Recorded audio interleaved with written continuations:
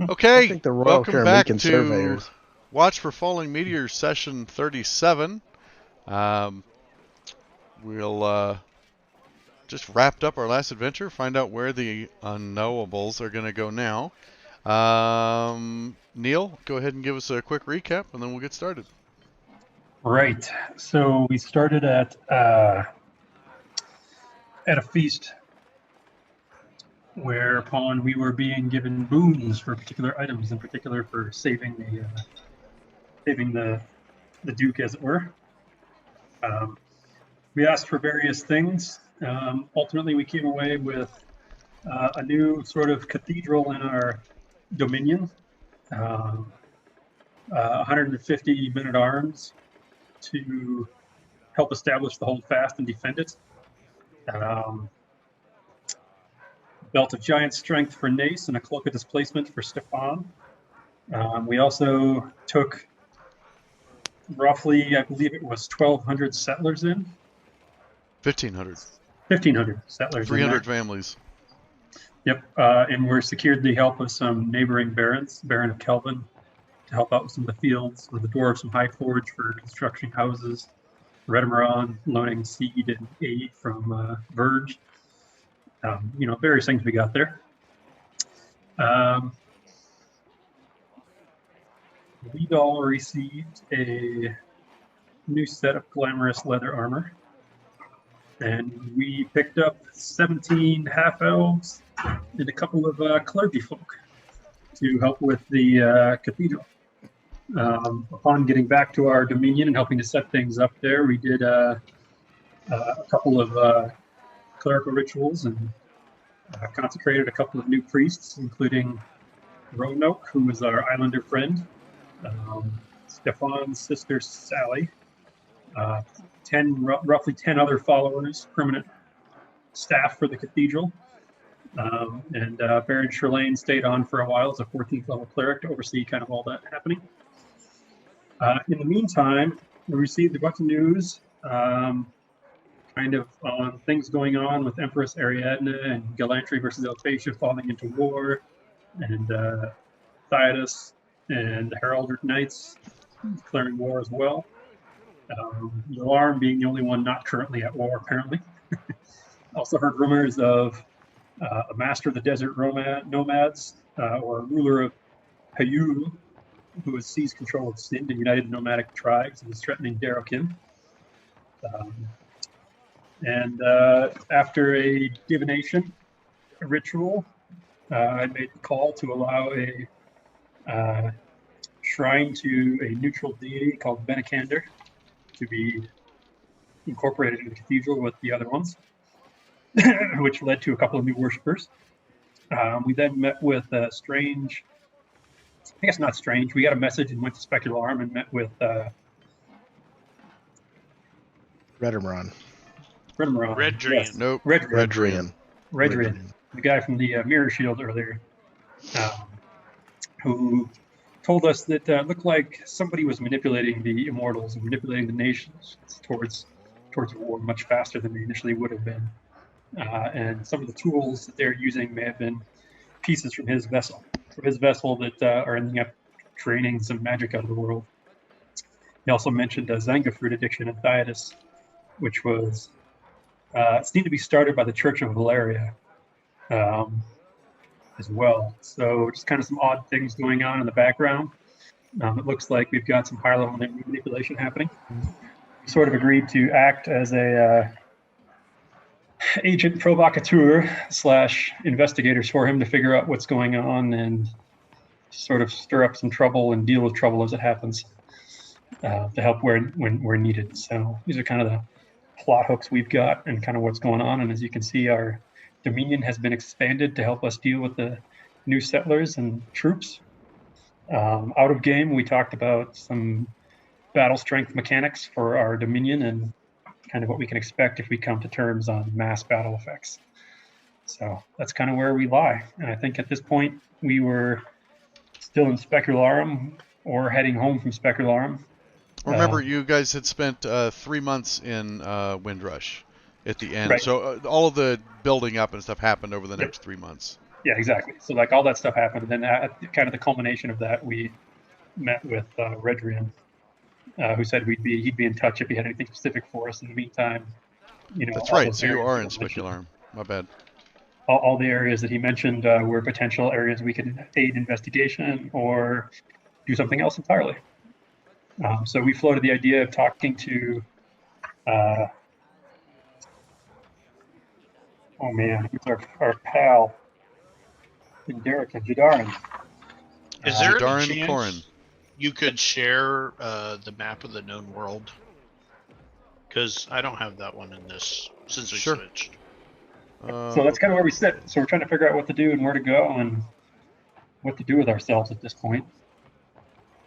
New mission hooks abound. We go east. We can go west. We can go northwest. There's the Continent ink. I don't have. Let me grab it. It's in The my. Continent Ink is good. I like that map. I think we're gonna have to go with that one for now because I don't. I forgot to move the X1 module over, which is what I did that map in. So, although it'd be easy enough to import it, I'll just We share have to ink do right what now. one? Oh, ink. Okay. Yeah. Where am don't I have to supposed do to ink. look to be Hold on. able to It's find super it? easy to add a new image, so I'm just gonna add it here. Okay. Just hold a minute. So Derrican's to the west, kind of northwest. Sind is Images, also to the west, past Derrican. folder. All those other duchies I mentioned. Just need to go to Fantasy Grounds, campaigns, Idis, X1 Isle of our Dread, Aldrich Knights, and Yularam are east coast. images, Yeah, I just didn't know where to look for the the map. continent. Okay. And Galantry is over that way as well. Let's see. Folder. Paste. Done with that. Refresh. Folder assets. Come on. Campaign. The continent.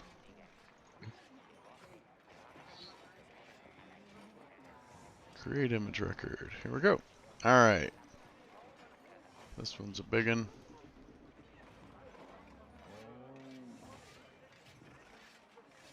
Now this one's going to include the Isle of Dread, so. That's the big one. Share record, the continent. We might want to go back. There's dinosaurs there. Yeah. We can wait for this all to blow over and just camp out with the dinosaurs. We could be like, I don't remember what they call them, but like T-Rex hunters, basically. They still are Wranglers. Monster hunters. I think if we're really gonna, Maybe we could knock them out and just feed them some mutton. See what happens. What we really need is some dinosaur-born heavy cavalry. Oh, that would be awesome. Triceratops or 12. Pterodactyl. Yeah, Oh, No, we don't they're want too those. easy to They kill. die in one round. they die Yeah. quickly, but a Brontosaurus portable siege weapon. Yeah. It may Okay. take us a bit to get there, but once we get there, watch out. Oh, we just reduced. Alright, Lots of so we reduce. now have Large the reduce. expanded map of the continent. There we go.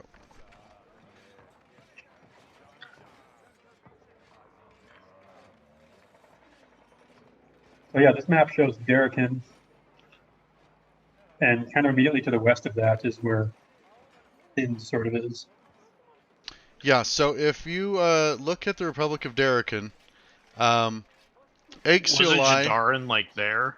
roughly, yeah, very close. Okay.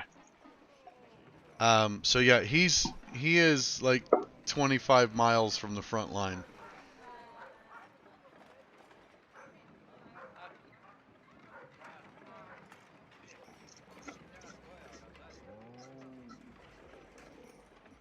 It was here, right? Yeah, I believe so. I'd have to see the closer zoomed in map that actually shows that fort. Yeah, But- I thought it was one hex over, but it could be that one. Oh, We're in yeah. the same It's- vicinity. It's right in that area. It's on the north shore of Lake Amsarak. And the Yeah, it Great could be one hexagon. Wasteland beyond Darrican is just due west of the lake. This stuff over past that way. Yeah. Just west of Akasoli or whatever it is. Mm-hmm. That's where Sind is, where the deserts, the wastelands sort of start, and that's where Correct. the nomadic tribes have been united. And then immediately north of that, you'll see Galantry. Oh, FYI, there is a Busyburg note now that's public. It just has all the records of Busyburg. Okay.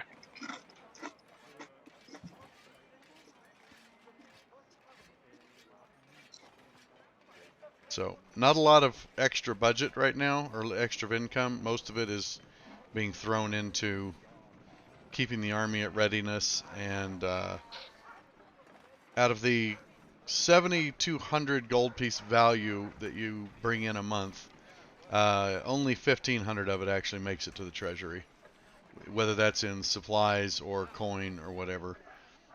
Quite a bit's being paid to Karamikos because, you know, it's his country. I did sign you guys up for 4 holidays a year, which works out to 833 gold a month. You guys don't have to have that many holidays. That's up to you. But holidays basically cost you 1 gold per family. Well, there's 4 of us. There's 4 of us here, so we can all have a holiday, and Steve can get his next year. That's true. That's true. I figured they were gonna be named on the solstices, but you guys do what you want. The population now is a total of 400 families, so roughly 2,000 people. They are spread largely across your area, but most of them are in the same hex as the. You basically have like a hamlet with a keep at this point. Can we institute mandatory military conscription for all males of military age? You absolutely can. That's totally up to you guys. So this is your kingdom. You guys run it how you want. I've marked down Busy as the seneschal, so when you're not here, he is in charge.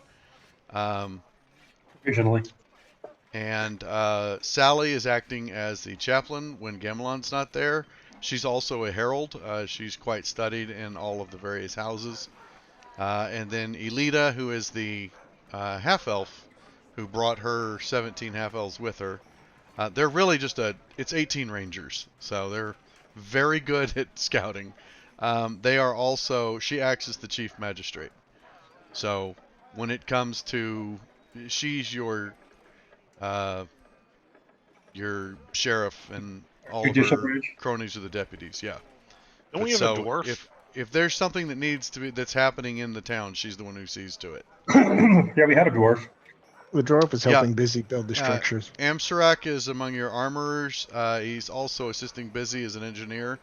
Hamrak Greyborn.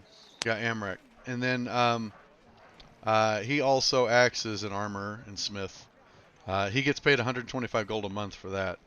Oof. For basically maintaining the equipment of all the soldiers. Skilled so labor, the soldiers, worth it to pay. you only pay 350 a month. They should cost 812, but you only pay 350 because you're just paying for the additional training. So. Gotcha. Because a large part of an army's effectiveness is how often they train. So you can benefit from up to 20 weeks a month, 20 weeks a year. So I've got you paying the full 20 weeks. So basically, you have to pay their salary extra for 5 months out of the year. Improve. So then on the East Coast, everybody's at war. Thaidas. So Thaidas and the Heldonic states, which are up to the north. All the Jarldoms up to the north. Yeah, basically. That's all the Heldonic area. Well, actually, not really. The Heldon freeholds are north of the Ethengar Khanate. They're way north. Like, as north as you go. So what about Zeeburg and Vestland and the Jarldoms? So the Northlands there, the northern kingdoms have not decreed one way or another yet. However, they are very territorial, and moving through those is quite a prospect. It's also very rugged land there. But there's no way to get across without getting past Theodas or the Heldon freeholds. The Heldon freeholds operate almost at will in the Ethingar Khanate as they desire. Okay. So to get to Galantry, you've got to cross a lot of territory and a lot of mountains. Coming in through Yularum just leaves you in a desert with mountains, not very useful. Coming through Ostland, which is the northern kingdoms, just leads you into Rockholm and then the Ethingar Khanate, so not a great approach. So really the two approaches are to come in from the south, which has the entire Thaetian navy, as well as the Minrathad guilds and the Kingdom of Ierendi. The Kingdom of Ierendi, by the way, is kind of like a... I don't know what I would compare them to, but there's a lot of adventurers there, especially retired adventurers. It's kind of like a really fancy place. I mean, their king is basically an adventurer who's elected. Where are we at on the map? You guys are at Specularum in the No, Grand I Duchy mean, of Karamitras. where are you talking about? He's talking about the southern islands to the edge south of you Fountain. guys. Oh, So okay. if Alphatia wanted to get to Galantry from the south, they've got a whole lot of sea to cover, which is occupied by 3 of the strongest navies in the world. And then they would have to come up the Clans. Malfegi Swamp in order to get up there. So they would either have to deal with the Atrahagan clans. Nobody's really bothering them. They're up on a very large plateau. But they'd have to get through the swamp and deal with Darrakan in order to, and then the Broken Lands to get to Galantry. If they tried to take the northern route, the most direct route is to go through the Helden Freeholds and then the Ethingar Khanate, both of which are tall orders. So Looks like the Ethingar Khanate's the logical approach. You can take the river the whole way. yeah, so the Ethingar Khanate is grasslands and steppes, so in scrubland, it's definitely one of the easier. It's probably the easier one to cross. However, it also has probably the least amount of cover. It's going to be the land route that's the most direct, but it's also going to have the Helden Freeholds. Unless you stop and fight them, and they're very powerful, you're just going to have a protracted harassment war because the Helden Freeholds are pretty nasty, and the Ethingar are extremely territorial as well. So You're not going to have a good supply train through there anyway. yeah, it's going to be really hard to maintain such a long supply train. But the same really goes for trying to go south and around Theodas. So this war is probably going to come down to, at least initially, these 3 powers here having a big old fight. Before they'll be able to make an advancement on Galantry. I just feel like the only way Galantry would get hit would be by like a small group. I mean, if they can find a similar methodology to that the Raiders are using with the mirror. Yeah, that's true. I mean, There were 6 darkened mirrors when you were in the realm. You could find teleportation mechanisms to get you there and back. Then you don't have to sneak a small force through. That's quite true.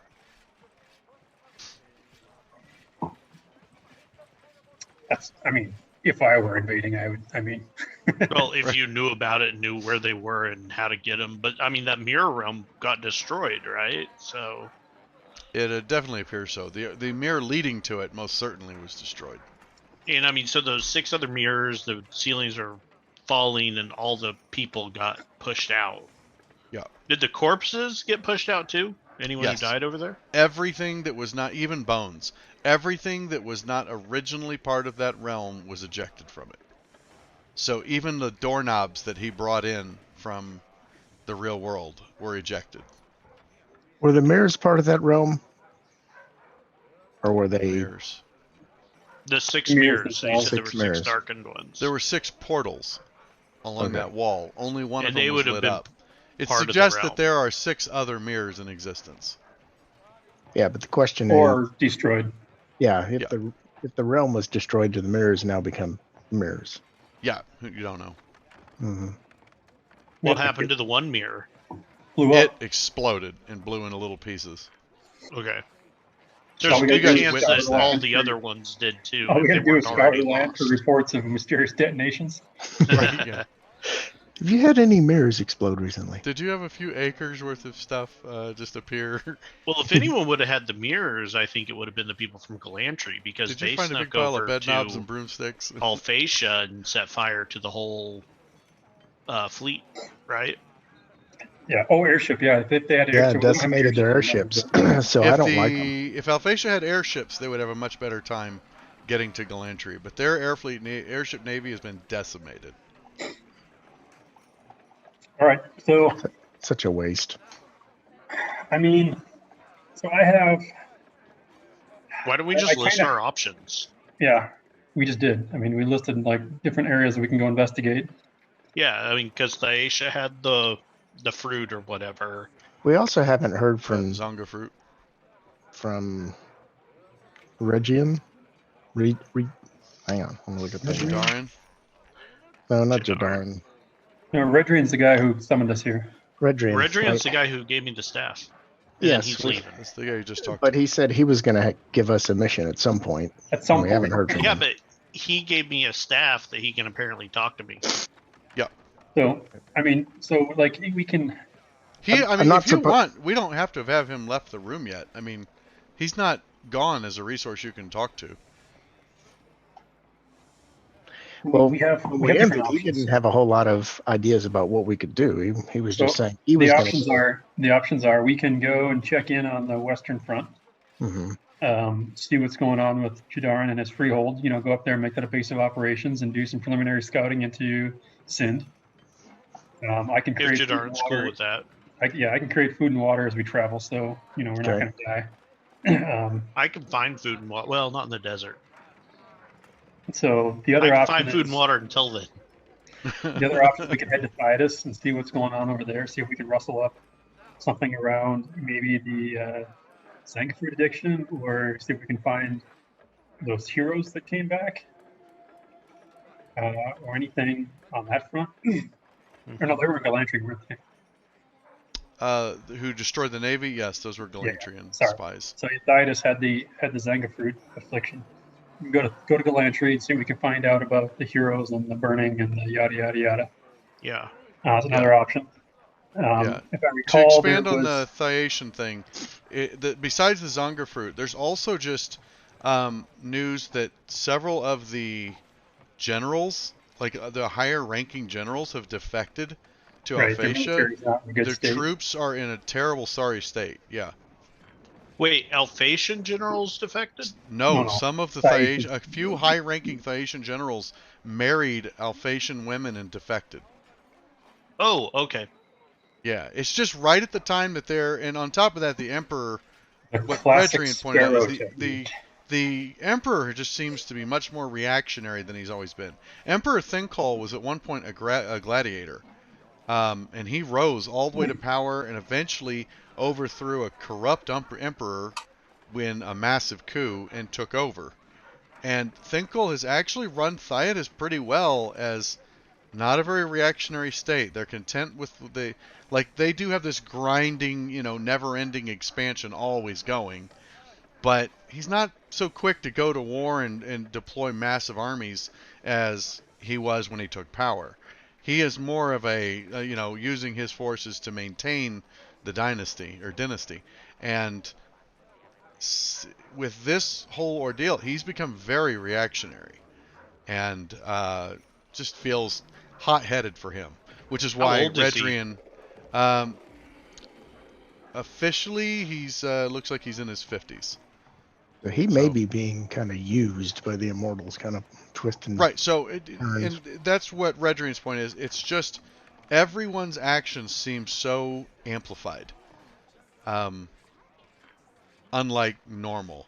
And after he found the evidence that in some way the Church of Valyria was linked with the Zonga fruit addictions, that was probably his most damning evidence that something happened. Well, no, his other one is that, which he's going to investigate now again, is these continual assassinations by assassins who don't remember the evening, and there's been no way to recall what happened. And you said that the people who brought the Zonk were from like the north. Is that right? No. The Zonga fruit is actually more commonly found on the Isle of Dawn, the middle island between Alphatia and the known world. The Isle of Dawn is where the Zonga fruit was first discovered. Over the last couple of months, you could have done some research to know that the Zonga fruit originally started as an Alphatian delicacy. But it grows in lots of any place that's just tropical, subtropical climate.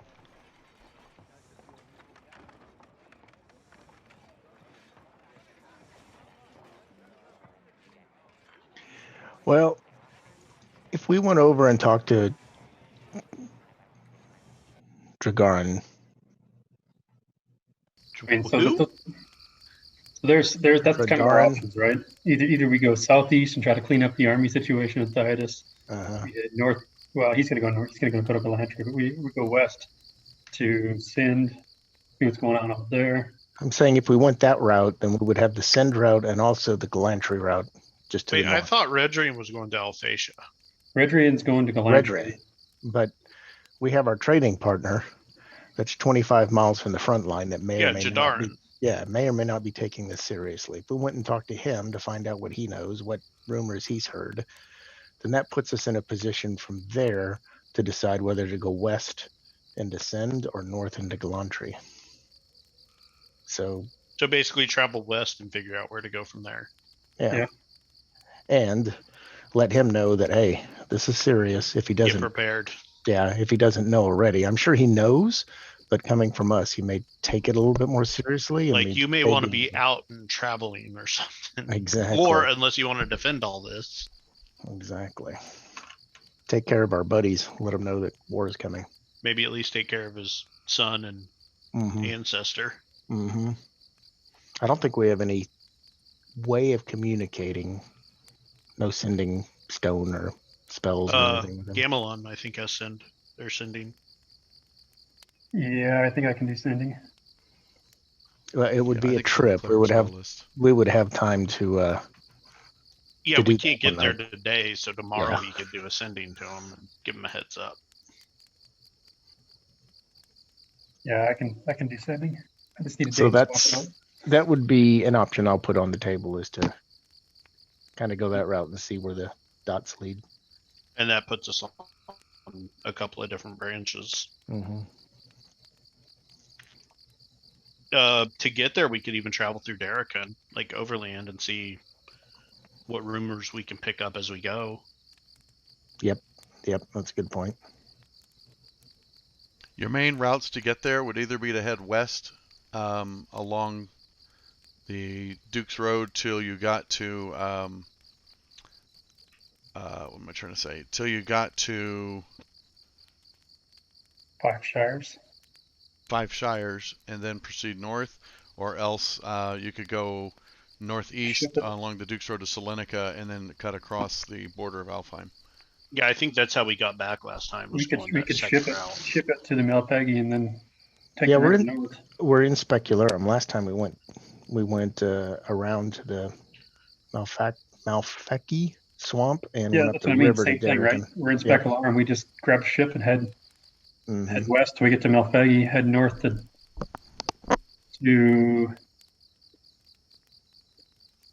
the lake. Yeah, but if we do that route, we won't be traveling overland, so we won't be able to pick up any rumors from cities or anything. It's faster travel, but are we really in a hurry right now? Yeah, but we could stop in Darrican on the way up too. Well, what faster travel?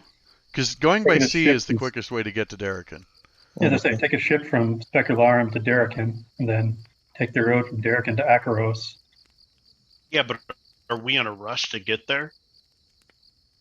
I mean, the longer... I don't think wars happen all of a sudden real quick.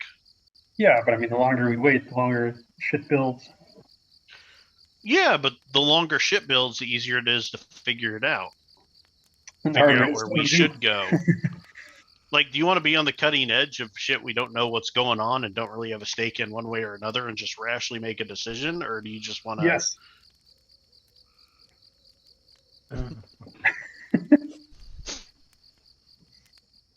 He who hesitates is lost.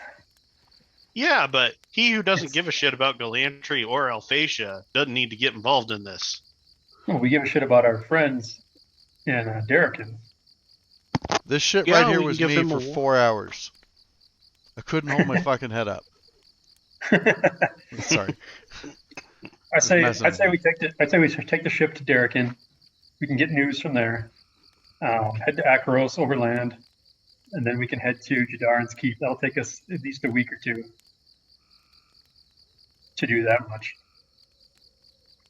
Yeah, last time journeying from Specularum took you about 10 days to reach Derrican. Derrican City. And then it was about another week before you reached the keep. See? It's 3 weeks. It's plenty of time to get more info. Well, there's just not a lot of places we're stopping along the way, though, because it's boat travel. So there's nowhere to stop. It's all podunk mountain land. I mean, you could stop, if you wanted to, you could stop at shore cities along the way. You could stop in Five Shires, has port cities, and then... Yeah, but once you get that, then you're shit about what's going on here? Because I feel like if we would travel north and literally travel through Derrica and hit city, I think they would care more. Plus, they're traders. I just feel like they may know more. If you want to go that route, you'll need to go.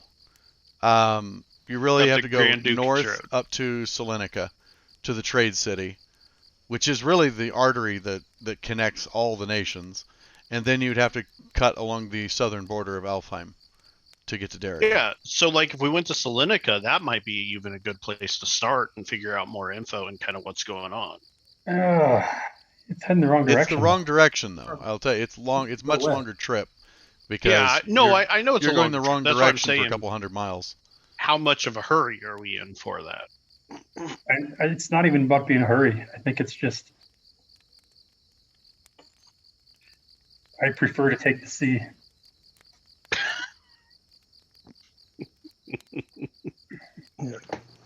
I'm gonna roll a dice. One if by land, two if by sea. Taking the sea is fine. That's honest, right there. Just sailor, take the sea. I could put a boat up.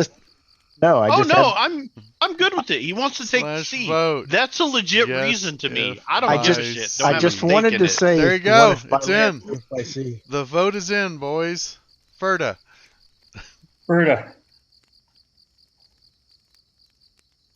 Oh, I can only vote once. Yes, that's correct. You can only vote once. There, it's a yes. Let's go. All right. Looks like it's a yes. 3 if by sea. So, all right. Well, are you doing any type of sending or anything first? Or you guys just head in that direction? You even have sending prepared? Yeah, I will toss a sending to Jadaran. We might want to let Busy know too. We can do both. Yeah, we'll have a couple of days. Well, you're in Specularum. You guys could be on a boat tonight, really. Mm-hmm. Or maybe first thing in the morning. Yeah. That's true. It's evening. It would be in the morning. Hey, it might be a day or two, actually, until you catch a ship going that direction. How many third level? It's a third level spell, right? I don't know how many third level you can do in a day. Neil's writing out his sending right now. Yeah, he's got to count his words. His lips moving as he's counting the words. We're 7th level? And he's a cleric. I think he has 2 third levels. I think he might have 3 3. now. Wow, 3 third levels. That's fucking nutty. Yeah, 3 thirds and 1 fourth. Shoo. This is the most number of third level spells he will get. 1 1/4. He never gets a 4th? I get a 4th. No. Oh, it's 1 1/4. 3 thirds and a 4th. That's a lot of 3 spells. thirds and 4th. No, I said this is the most third level spells. Yeah, we're saying do you get a 4th third level slot? At 20th level, you have 3 third level slots. Oh, wow. Is it 21 or 25? 25 words.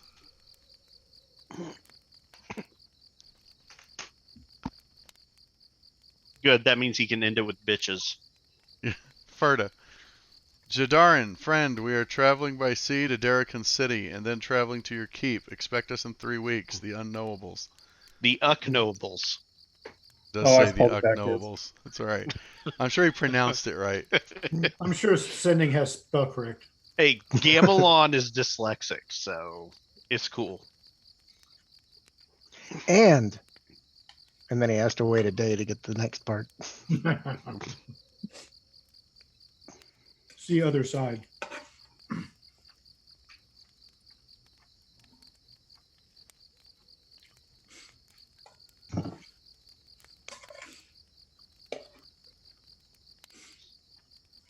Does Busy have sending?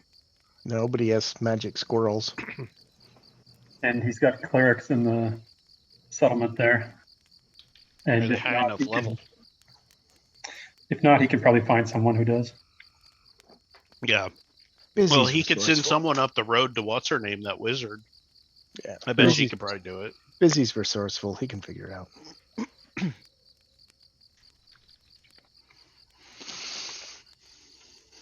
Sending is so useful.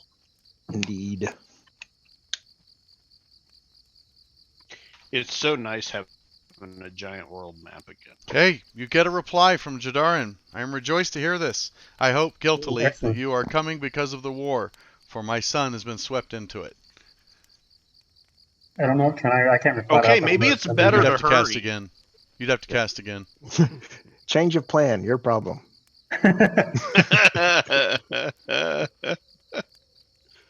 I'll wait till we're on the boat the next day, and I'll follow up with him. Okay, Use my no problem. third sending.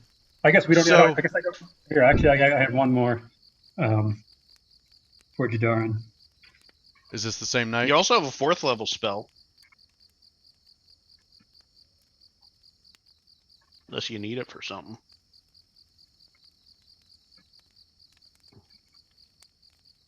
Yeah, we'll step on the boat and Jason will say, roll initiative. Kraken. Kraken. A Maybe water we should ask Jadarin if he wants to meet us in Darrican City. Because we could meet him there in, what, a week? Mm-hmm. Indeed, the war weighs heavy on our minds, as does the reconciliation of clans of Sind. We will speak more as we travel. And that's all my third levels. And we'll I guess before we head out, we'll tell Redrian that we intend to go investigate what's going on with the clans in the Western Front.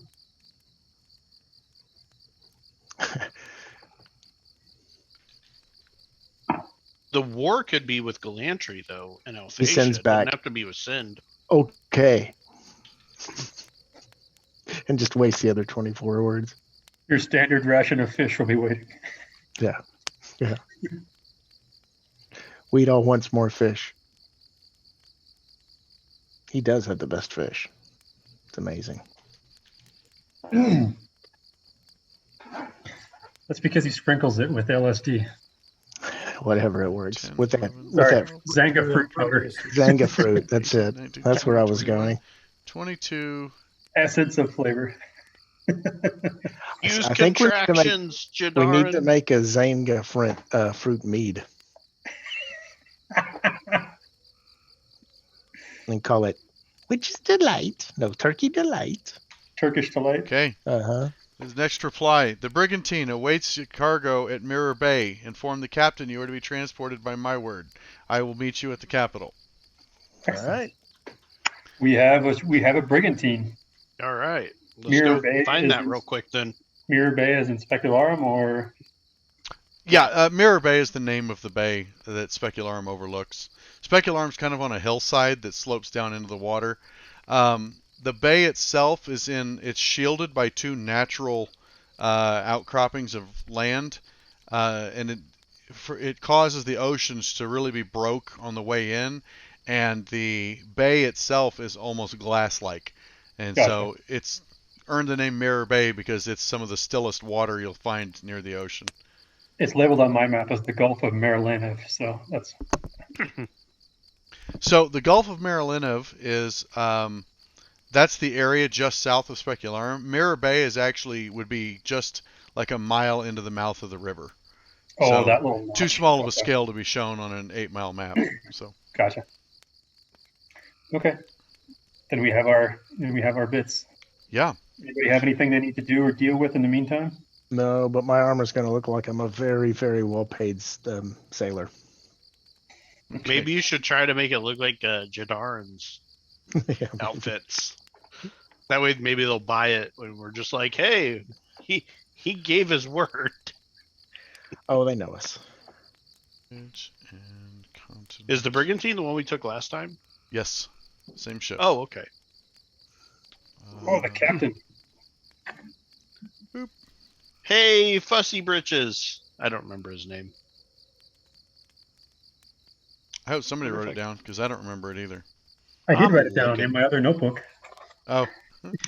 What session was that? I'm sure. I'm sure I have it written. Luciano. Luciano, that's right. Hey, yeah. Segundo's the second in command. It's Segundo. Rutillo is a boatswain. Martino, Kermenzio, Spano, Fernando are the red shirts of the crew. That's what my notes say. It's fantastic. Okay. So, the next day, down on the docks, it doesn't take long to find Luciano. Oh, I thought we were telling Luciano that evening. Well, we can wait till next morning. I'm sure you can find him. I don't. You might be able to find him. Well, that way he could get the boat prep so we could leave first thing in the morning. Yeah. So they'll leave on the tide, regardless of when it is. Unless somebody's got like locate object or person, really your best bet would be to go down to the docks and just try and find the Brigantine. You do track down the Brigantine, and eventually meet up with Luciano, even that night, and tell him that Jadarin wishes you to be transported to Darrakan City. He tells you that his cargo will be finished loading in the morning. If you wanted to shove off early, you guys could show up and help with the loading. Unless Jadarin said you couldn't. I will totally help with the loading. Okay. I'm feeling buff. All right. Oh, that's right. Oh my God. That's right. You're just going to be hoisting it up. I'm just like, what? I'll do one in each hand. Yeah. It's cool. I got to change my attunements. That's right. So yeah, what are your attunements now? The Wand of the War Mage is in the bag of holding. Okay.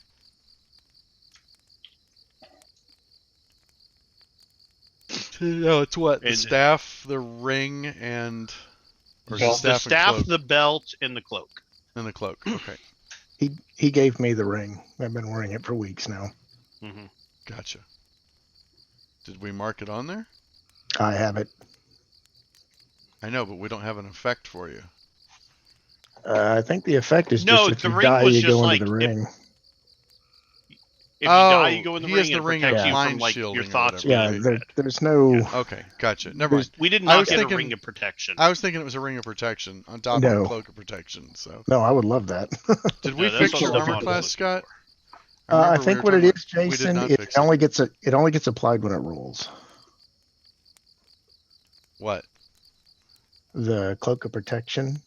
And oh, you're right. The cloak of protection only adds whenever you're attacked. That's right. So that's fine. That's why. So you are 17. How do I put this wand in? We were in Specularum. If I was able to look around and see if they had a ring of protection, I would have been all over that. Last time they weren't. They are not still. There's just a simple fact, like it's a rare magic item, and because of you guys mostly, Specularum's tapped out for rare magic items, because you guys pretty much buy everything that comes on the market. So, but 5,000 gold is like an aristocratic life for a year. So, it's a very expensive item. So, well, you have to look. You don't know unless you look. Absolutely, but no, there's no magic items of note. There's things like common magic items, potions of healing, scrolls, stuff like that. But no, we're good. No rare magic items right now. No jar of alchemy or alchemy jar. I don't know what that one is. Hey, can you tell me how to put the wand in the bag? What do you mean? I want to put the Wand of the War Mage in my bag of holding. In your inventory? Oh, that's right.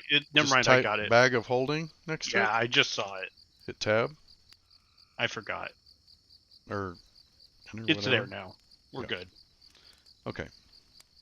So, yeah, loading is comically fast, as between Gamelon just being strong as shit, and then Nace making him look like a weakling. Nace is literally just picking up massive 100-pound crates, just like hoisting it up on his shoulder and walking it up on the boat like it's nothing. There is quite a bit of shock and surprise. They seem a bit blown away by what they're seeing.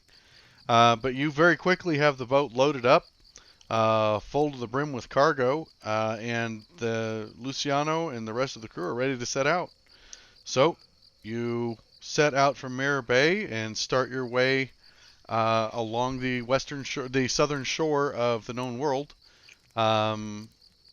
directly past the Five Shires till you reach the Mofegi Swamp. The trip's fairly uneventful. I mean, you keep watch some, but the lanes have been pretty clear lately. As a matter of fact, Luciano could actually point out that, like, the Sahuagin, there hasn't been a sighting in months. And even pirate activity is extremely down, like hardly any. What there is mostly the Minorthad guilds, which half of them are just merchant princes who are flexing their muscle at what they control. But like outright piracy attacks have really dropped down. It's almost like there's a different feeling on the sea. Everyone just feels a lot safer. So fair wind. Days go by. The wind is actually pretty favorable. You're making good time. And you turn north and start up the river towards Darrakan City at the end of the 5th day. And you arrive at Darrakan City 9 days after setting out. The pretty easy journey. As you come up river and as you're coming into dock, you can see at the wharf master's offices up on a balcony, you can see Jadarin is sitting at a table up on the balcony having, looks like a meal or something, looking out over the bay. He seems a little, like you see him look, there's a curt wave as he sees the boat being moored up, and as you unload, Luciano wishes you farewell, ask if you want to help unload the ship too. Unfortunately, our duties have us elsewhere. Well, sure, if that's what you got to do, okay. Thanks for the fish. Anytime, my friend. Thanks for all the fish. I want to give him a nice hearty handshake. Yeah. As his knuckles crack, he's like, whoo! He blows on his hand a little bit. And he's like, that's the summer grip you got.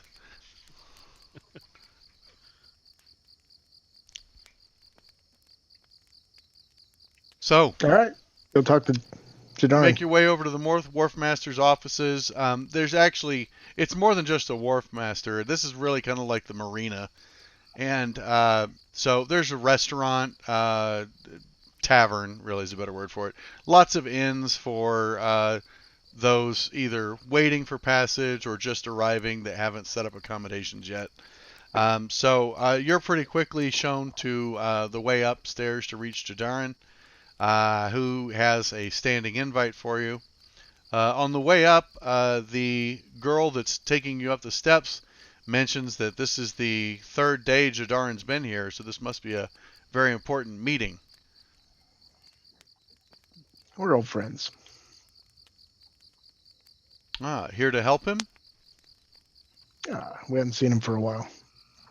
I can imagine he's excited. We're excited to see him. Where is he now? She kind of picks up on the hint and opens a side door, which opens into like a little patio area, and then slides it's a wooden wall on a track and slides it out of the way. And there's Jadarin. He stands up and pats his mouth dry with a napkin, tosses it down, and then stands up and strides over to you happily. arms extended.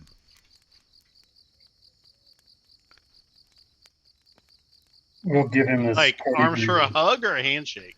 Looks like handshakes. Oh, okay. We should probably be a little careful about where we speak. Remember what Redrion went through in order to make sure that he wasn't overheard.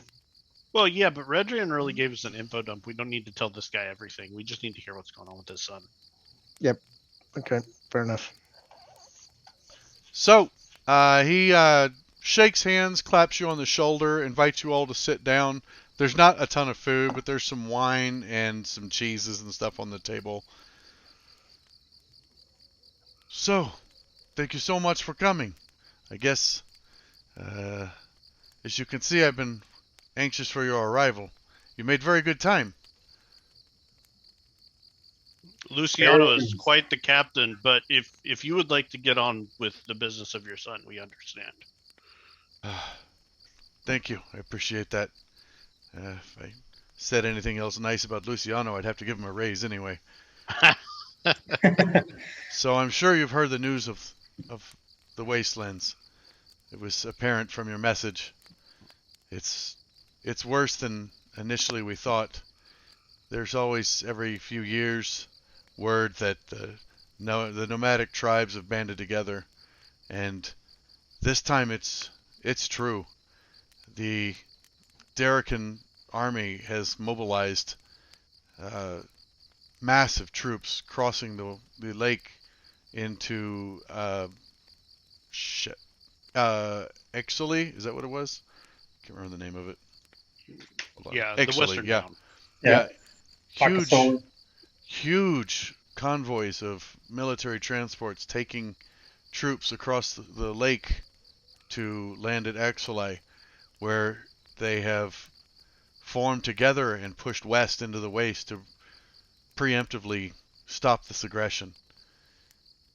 There's words and reports coming in of massive nomadic soldiers, unholy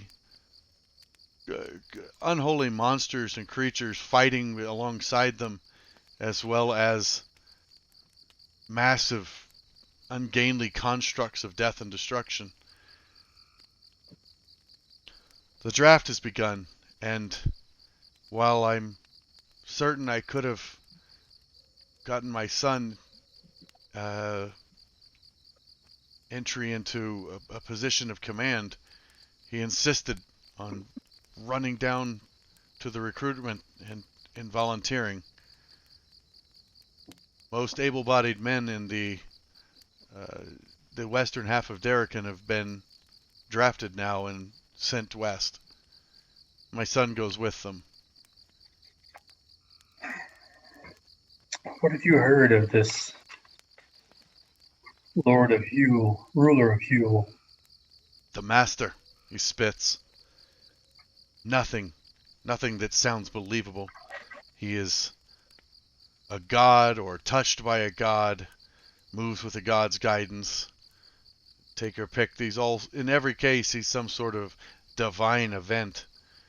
And the people are terrified of what he represents. They say that these monsters are his children. I don't know. But they say he is the one who united the tribes. And so for that reason, I hate him. Does he know how far is the fighting from Darrican, from the Republic of Darrican? How far inside of the desert? There's little word. The armies Darrican has never pushed so fully into the Great Wastes. Normally it's been a matter of defending the borders along Exley and the Silver Streak Mountains, but never had to push further. Honestly, Darrican, this area of Darrican has always been bothered more by the humanoids out of the Broken Lands, as opposed to these nomads. They've never been that organized. But there's little word coming from the front except that they're recruiting and begun drafting more and more men to fight. Does he know if Galantry is also sending people west? Not to my knowledge. I haven't heard of Galantry being involved yet. I think with their recent declarations of war, they've got their own problems. Probably. My question, though, is why the focus of those armies against Darrican? Well, the raiders have raided into Darrican for a century. Sure. But never more than arbitrary raiding forces. Why they're united now and apparently under the direction of the master, I don't have that answer. I've got to admit, I'm feeling more like a selfish old father at the moment. I've not heard from my son for 3 weeks, and I fear that I won't see him again. Do you know where he was last? Or just west of the city? I don't know where the soldiers are initially heading. He mentioned something about a small village, which was where he was heading after he left Exili. That was the last I heard.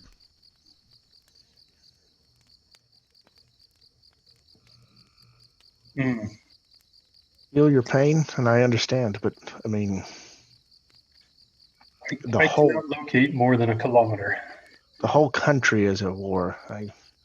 Do you wish us to speak with him, to talk sense to him? He sounds pretty set that he's going to indeed fight.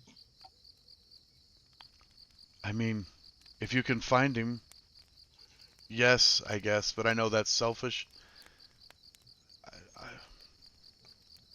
It's impossible of me to ask this of you, but do what you do. Win the war.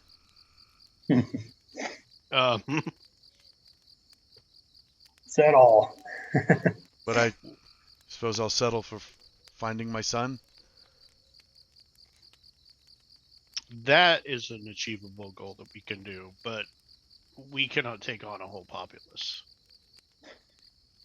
Well, what we need to know is not all at once. We need to know what's precipitating this war. We need to know what's focusing it, what's causing it, what's shaking it. That's how we defeat the war, not by fighting, but by understanding it.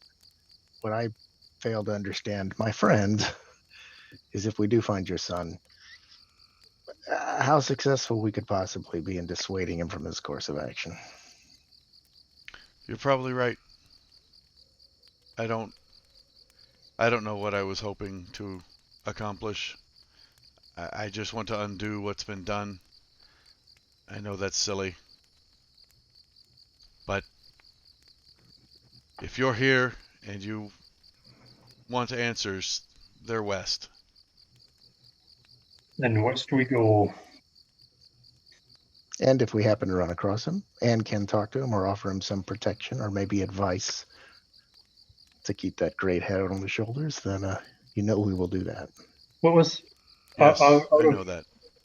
Out of game, what was the son's name again? Shit, if I can remember. Give me a minute. It was written somewhere. Darrican's son. I have it written in my little notebook, which I've lost. Regis? I can tell you if I look through Busy's notes. Noriad. I should make all of Busy's notes public. What? Noriad Corin. Okay, there you go. Noriad. I moved my office from one room to another, and when I packed it all up and unpacked it, some things were missing, because that's how that works. Ace is on point tonight. Isn't this guy's last name Corin? Yes. Jadar and Corin, so yes. Jadar and Corin of Corin Noriad. Keep. Well, Jadarn would love the idea that if you came to help. He can see that you're shuttled across Ixali quickly, or across the lake to Ixali as quickly as possible.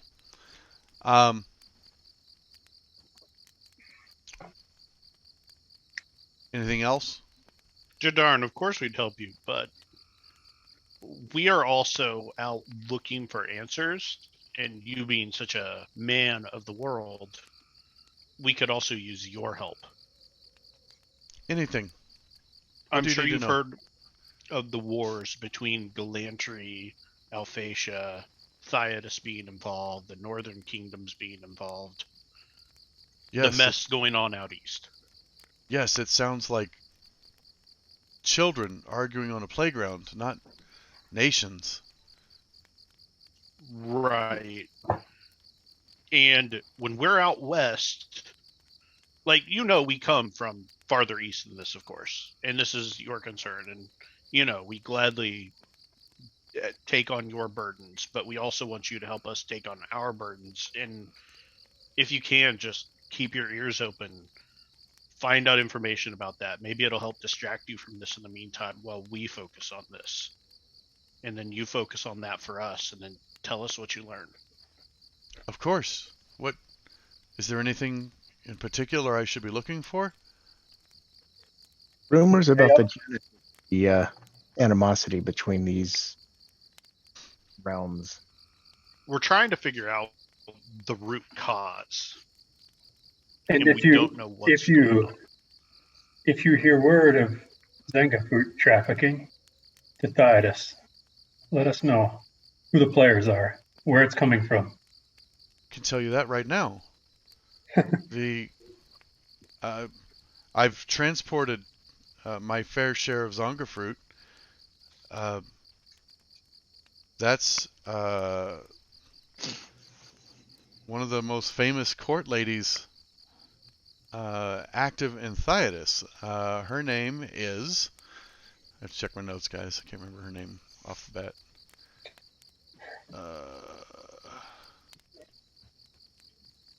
Margaret Thatcher. Sorry about your son. We have to investigate this fruit lead. More boat time, Gamelon. Boat time is best time. You're like, let's go to a desert. Let me tell you about boats on the desert. There are ships which sail the deserts, I've heard. Humps of 2 they have. And if they eat the wrong stuff, they can be airships too. Her name is Helen Ledimiades. She is a popular figure among Thaetian high society and is known for hosting wild parties, as well as frequently acting as a patron for the city's lavish gladiatorial games. And what he's heard, through the grapevine about her, because when selling so much Zonga fruit importing to her, that she has directly sparked several romances between Thaetian military officers and Alphatian women, which has led to 3 different major defections to foreign lands. Not to Alphatia, but to other foreign lands that are not involved in the conflict, effectively removing them. Excellent. That is information that we can act on. Do you know if she's a pious lady? Well, if she's pious, then it's with some gods that do some nasty shit. I'll tell you that. She sounds fun. The orgies I hear of are legendary. No, we're just trying to track down rumors. There have been some weird rumors about like immortals and churches, and then like along with all these things, the rumors, airship attacks, and all sorts of weird stuff. Like, we're just trying to, kind of sort out the lies from the truth and figure everything out. This information. Karnan, do you forgive me from? Based on your eyes, I would guess you're from Alfheim? Yes, that I am. Well, I don't presume. I know you don't live there now. Are you aware of the actions there? It's been quite a long time since I've been to Alfheim, and I don't receive much. It hasn't been long that Salonika was warned that the trade roads are not to be deviated from. I mean, Kenilbarth Forest has always been protected by the elves, and intrusion was not welcome. But the elves have recently informed my caravans coming from Salonika to Darrican that they are not to leave the trade road. That if they step out of sight of the road, they will be beset upon with no mercy. Which is, I wonder if that's by the way, Tim, that's very out of character. The elves do have the rules that, like, you don't venture into the forest. This is our forest. But they don't have any issues with camping along the road, and, like, they maintain good relationships. But apparently they're being very standoffish and saying, stay the hell out of our woods, and if you veer off the trade road at all, your life is forfeit. They've become very xenophobic. Known incursions into the woods? Not that you know of. Would it cause that to occur? Alfheim's actually been rather easy to defend over the years. Very early in your life, probably some of your family at least participated as guardians of one of the weir trees. So there are several trees around Alfheim that are massive, practically glowing, huge trees, over 300 feet tall, huge, gigantic trunks, like the size of houses. And these trees are the magical trees that actually sustain the Kenilbarth Forest. Because without all these trees, there's unnatural water flow and rainfall in the Kenilbarth Forest. Without it, it would probably be just a wasteland. It would probably be very similar, or at least not all these trees. It would be more like the rocky hillside, the foothills of Rockholm, which is what it used to be. But there are also in it, because besides the weird trees, there are these other trees that are giant but withered and gnarled and perverted, and they are the consequence of all of this magical production. Is the waste that's being secluded and pushed back has to go somewhere, and so it's literally personified by these giant warped trees that are almost rifts into other realms, whether that's like the Fey realm but the darker side of it. And so at some point, it might even have been you, this is up to you in your history, you are aware that the elves have forces who literally fight the monsters that come from these rifts. And that is probably the most dangerous thing Alfheim has to deal with. And they've gotten quite good at it. So it's very unusual for them to have such a xenophobic stance, especially with Salonika and Darrican, who they've always gotten along with wonderfully, because Darrican has always respected their borders.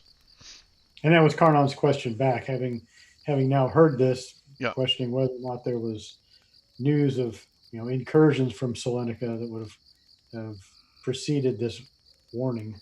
Nothing that he's aware of, and my own people, they know. You stay near the road. We have traditional campsites that are set up. We bring our own lumber. No, not even branches are taken from the trees. We respect the elven lands. And the fact that the road is incredibly safe. So this is unexplained, but it's quite unusual. It's not uncommon for people to turn inward when war is about to break out. Yes, I suppose that's true.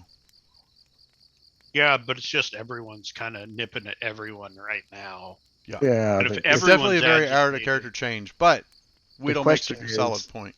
The question is, are they being defensive, which is understandable, or are they being manipulated into being maybe more aggressive, and they just haven't quite tripped over that line yet into just outright hostility? I mean, if they're already xenophobic and they sense what's going on and they want no part of it, just to be isolationist, this makes sense.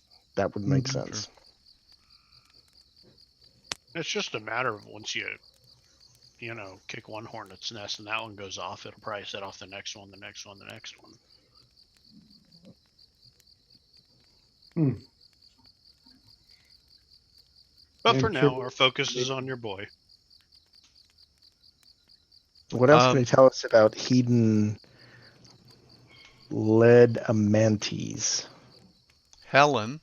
That was almost the right pronunciation. Ledamiades. Ledamiades. M-I-A. Not much. I was only off by one letter on my phonetic spelling. I thought it was Lemoniades. So. Lemonades? Lemonade. No, Lemed is what I have. There you go. I put it in chat. All right. I have added lines over my vowels. Ledamates. Oh, I don't spell them right. I spell them phonetically, whatever. Redrian to me is Redrian. Did you know that's wrong? I didn't until I got the staff. Is it ION? It's like RH something. Oh, no, that's bullshit. He can't have silent H's. Come on. RHEDDRIAN. So what at least he's rocking the double D. Helen. We already know. We know what he said. Right? He's high society. She runs parties. Besides, she's a valley girl. And she's convincing generals to leave Thaisha, making Thaisha weaker. So somebody gave her that idea. Yeah, no, that's what I mean. Like, as an aside, this is information we need to tell Redrian. He will do what he can to find out more. Please. The reason he knows what he does is because she's become a profitable. She's become a notable, yeah.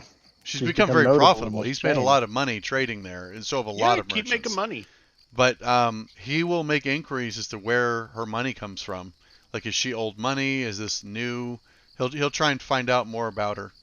Quietly, protect yourself. Always. If there's any other people that pop up in Thaisha you know of, see what happens, like, if they're driving their military leaders away. Okay. Because it sounds like that's happening with Alphatia as well, where their generals are leaving. He'll do everything he can to get you information. He'll find out what's happening. He's basically going to put his feelers out for every nation he trades with. So that's Atrahagan clans, the Alfheim, the Five Shires, Karamikos, Yalarum. He does some trading with Rockholm, not a ton, and he does some trading with the Ostland. He doesn't do any trading with the Ethingar Khanate or the Heldonic freeholds. He trades with Galantry? He does trade some with Galantry, not a ton. Well, regardless, the Broken Lands kind of have a hard time maintaining trade routes there. So the orcish, well, the demi-human, the monstrous humanoids are in between them. I just didn't know if he could go somehow through the mountains. Oh, so I see Scott sent me a message. Okay. So you're talking like Thaisha, Scott? No, I'm talking about the guild. Yeah, but you're talking about Theodos as your... Yes. Okay, no problem.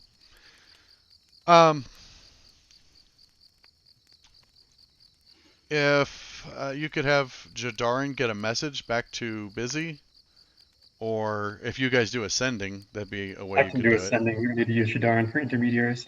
We might need to do ascending to Redrian too.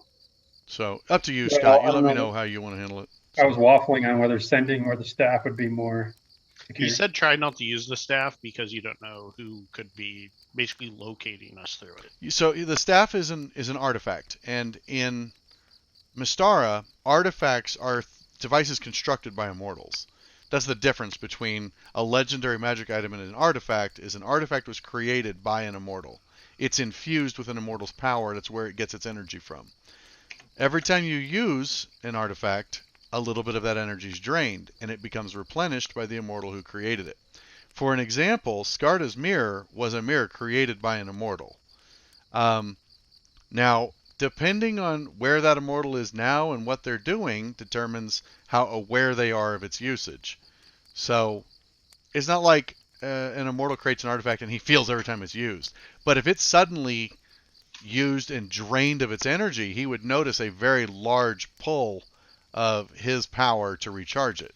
So Redrian said, because of that, use it sparingly so that whatever immortal created this thing doesn't notice that we're using it. It's extremely handy because it allows you to communicate regardless of what dimension you're in. It works basically like an advanced sending spell.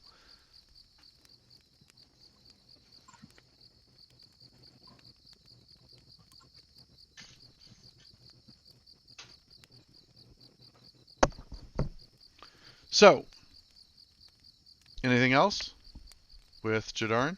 The only other thing I'll mention is Jadarin is, while we are gone, we may have emissaries stop at his keep behind us. If so, treat them as if they were us. Of course.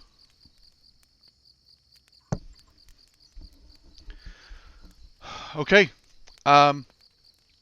So you make your way along the trade road to Akoros.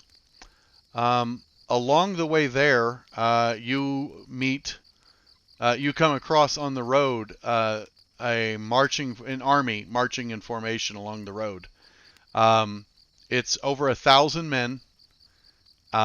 Most of them look very young, with a couple men on horse riding alongside them that look much older. Definitely the men leading the boys to slaughter. As you approach near them, because you're moving quicker than they are, as you're approaching near them, several scouts detach away and just ride over to ask your business.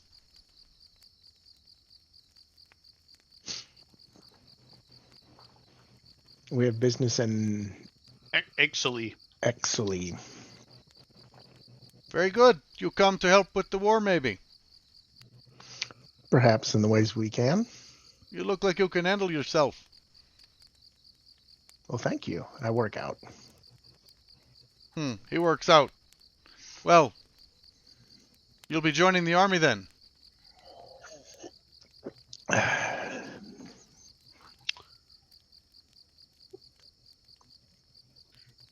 No, consider us an independent contractor. Well, we have no need of independent contractors. We need structure and command. There's another man riding up on a horse behind him. He's a little older. He's wearing like heavy half plate. He rides up. You can see he's got a two-handed sword slung over his back and a wide-mouth scabbard. He rides up and listens, and you can tell the guy doesn't see him coming, and he's listening to the guy talk. And he looks at him. He reaches down and takes a glove and slaps him across the shoulder. And the guy looks over at him and he goes, "You idiot. Do you not recognize the unknowables when you see them?" He turns and he's like, "Sorry," and he's just make sure they walk in a straight line, please. They turn and he turns and rides back over to them. He kind of pulls around and keeps his horse beside you at an even pace. He looks over all of you. "Well met. My name is Saris. I'm leading these boys to war. Forgive my compatriot. He doesn't know who you are. He doesn't know what you've done already. But news traveled to my superiors, and I know exactly who you are. What brings you this far west? I must admit, I hold his enthusiasm in hoping that you're here to help."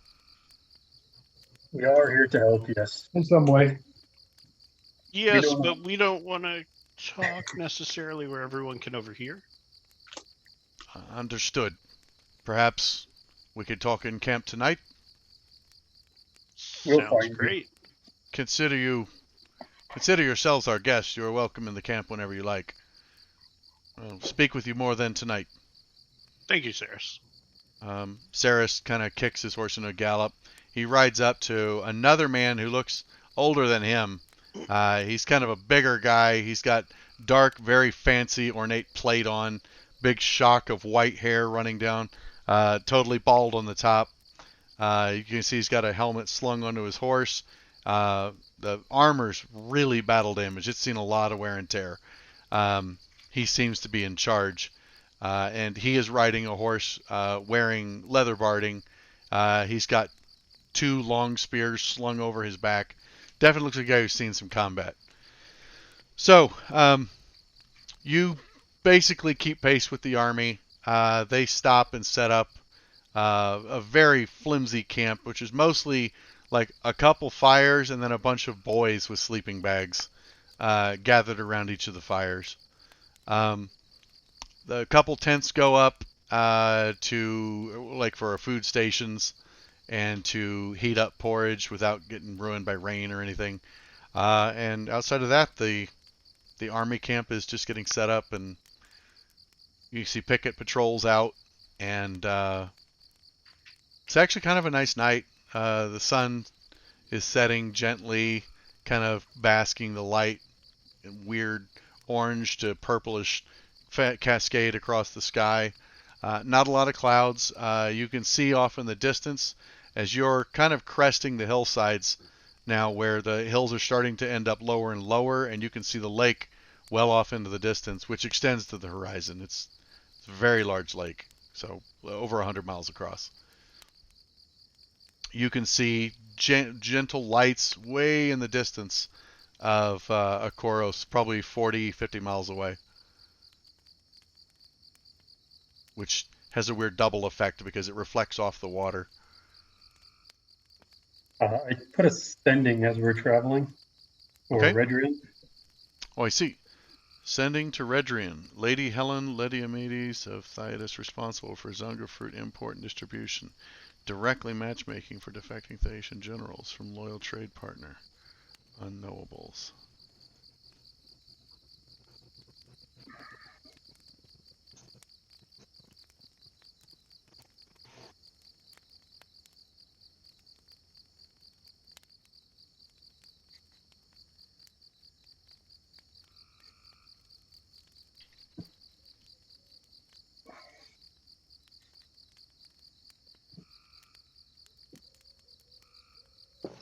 Guys, I was trying to stare him down. Stare him up instead. I thought you were shorter. I'm a 6 foot tall cat. Oof.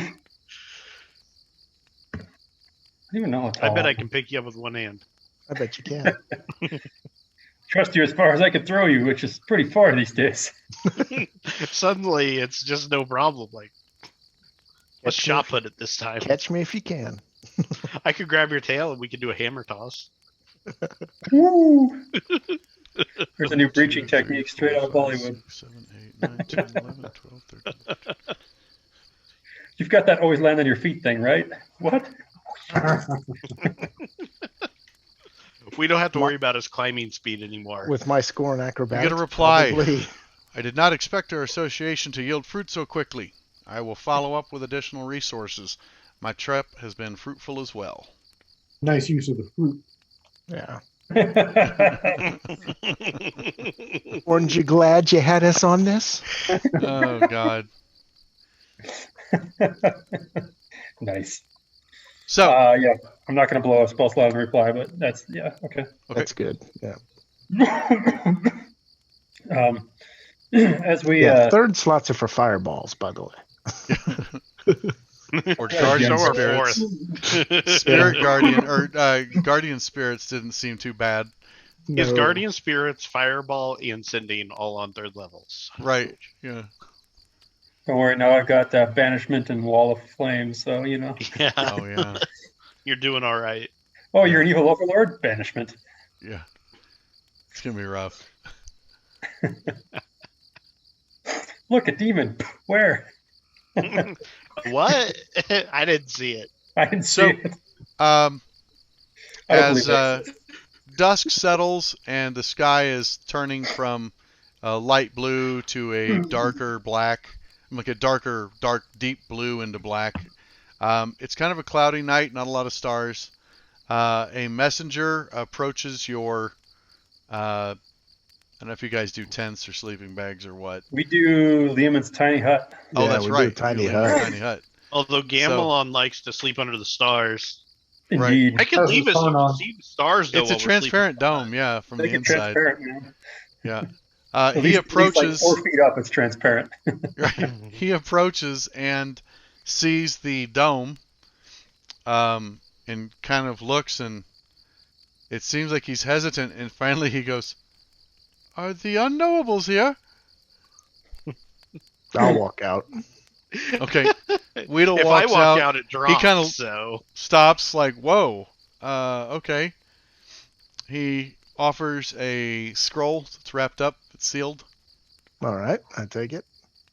He snaps to attention, gives a curt bow, and 5 pence or whatever you give. Walks away. Oh, are you going to tip him? Oh, absolutely, I'm going to tip him. Okay. As soon as he hands it to you, like once it's in your hand, he like snaps to attention and turns on his heel and gets ready to leave. So you'll have to call after him to tip him. Are you kidding? With his fast hands, I bet he could do it while he's getting the scroll. I guess you could if that's what you're going for. I'm going to put it in his jacket without him knowing about it. All right, give me a sleight of hand check, please. 2. Help! I'm being assaulted. Help! I'm being addressed. No, he has no problem. Okay, you pick which pocket. Like, you take it and you're like, "Thank you." And as he's turning, you literally like throw a coin and it goes into his shirt pocket. You're like, I'm good. All right, I go back into the hut and we open the note. Okay. The letter is a summons from Saris. I'm sorry, not a summons, an invitation to dine with Saris at his tent. Just approach the picket and present this letter, and they will take you there. He ensures you will have absolute privacy. This is a hot word. Can we invite people? Before we go, do we know what we're going to tell them? As far as inviting people into the hut, I don't believe so. They have to be in the hut when it's cast. Okay. I think we should tell him that we're here to investigate this master character. That we think this joining of clans is unnatural in some respect, and there may be outside influence. We will do what we can to negate that aspect, but we are not here to directly fight the war. And we what was the name of the village we were looking for with Jadarn's son?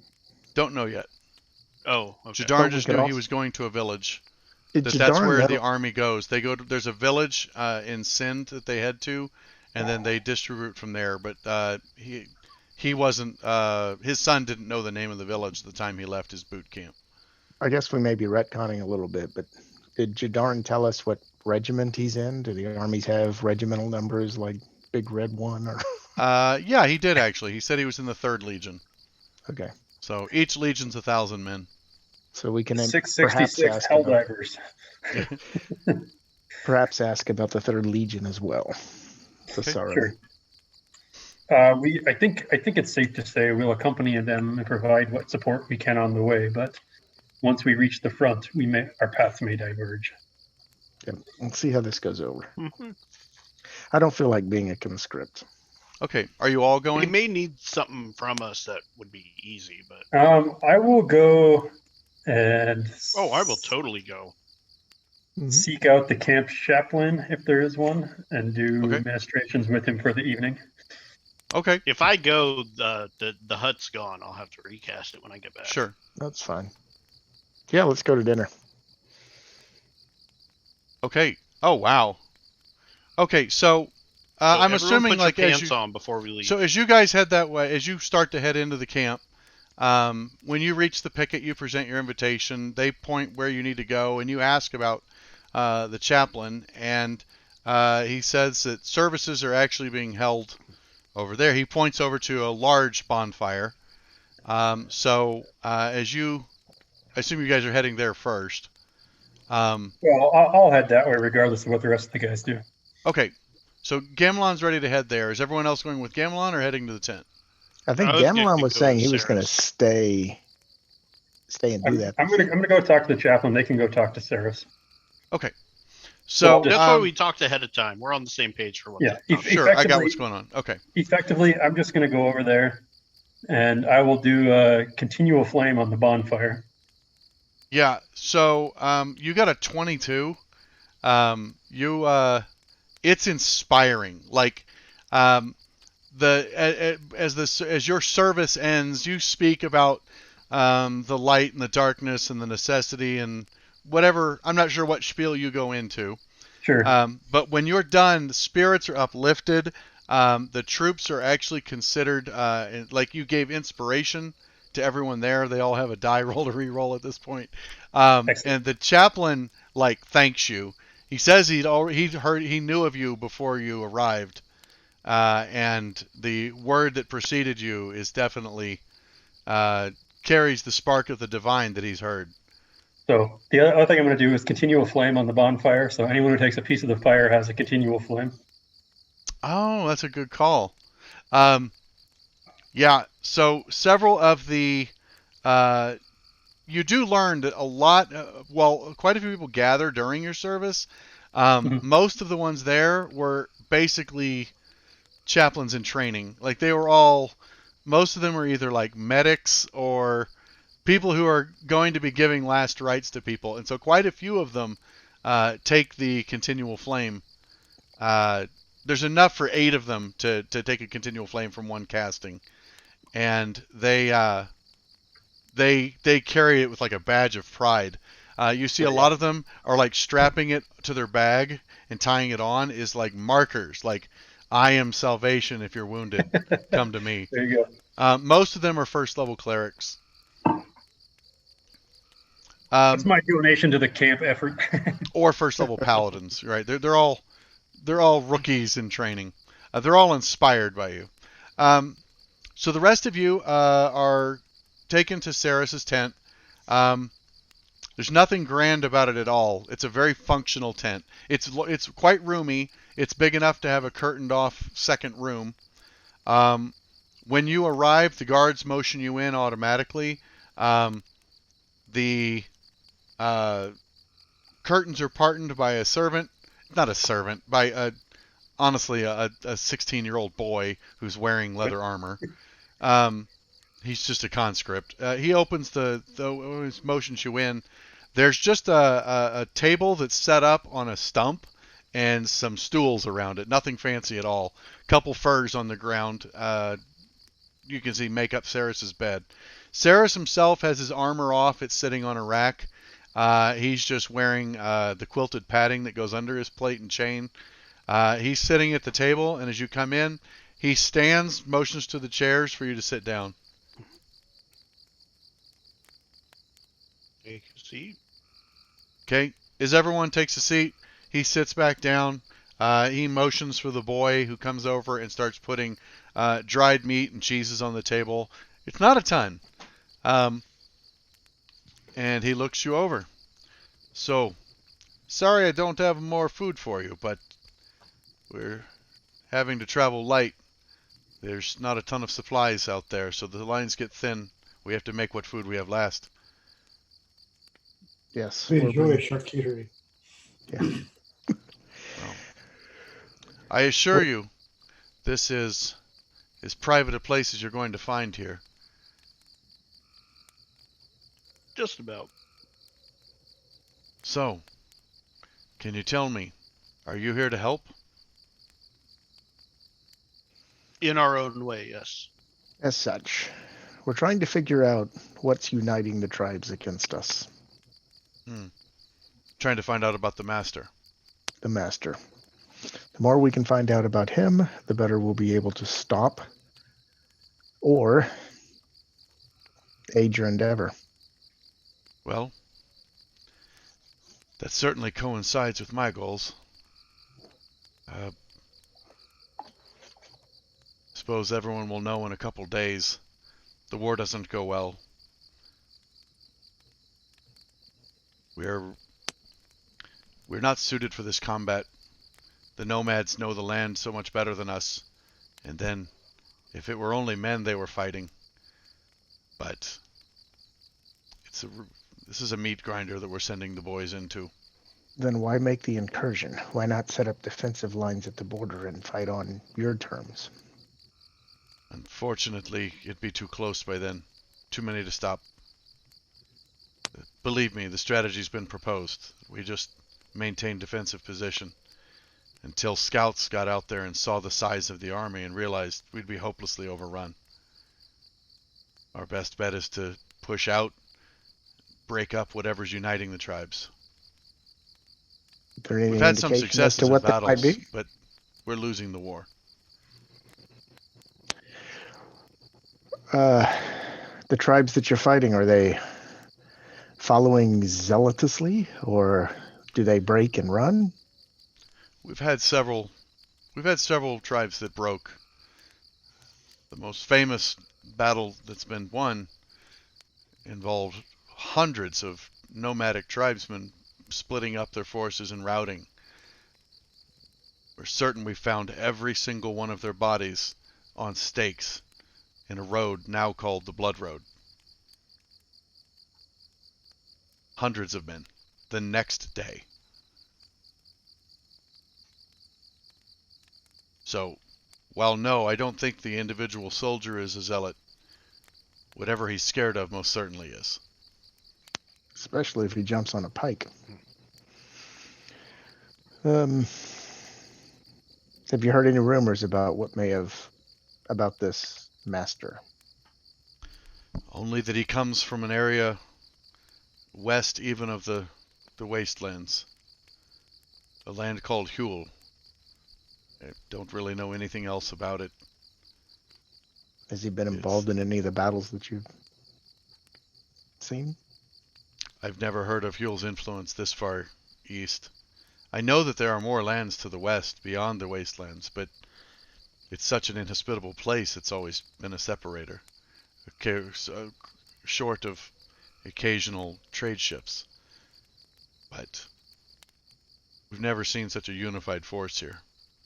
And these creatures and constructs that the armies fight with, are they of the plains? Are they animals that are known to science?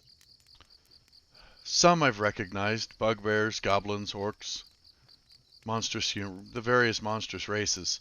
I've also seen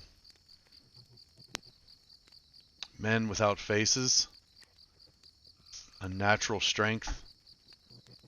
I've seen one of the constructs. It's like a building with terrible spiked wheels that rolled across an army. It seemed unstoppable.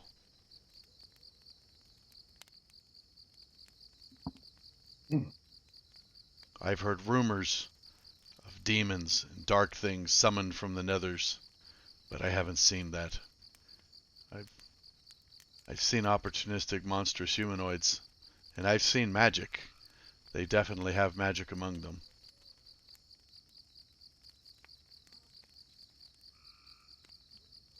We have a shortage of magical power, especially the arcane. Our clerics do what they can defensively, and our war mages are typically overwhelmed.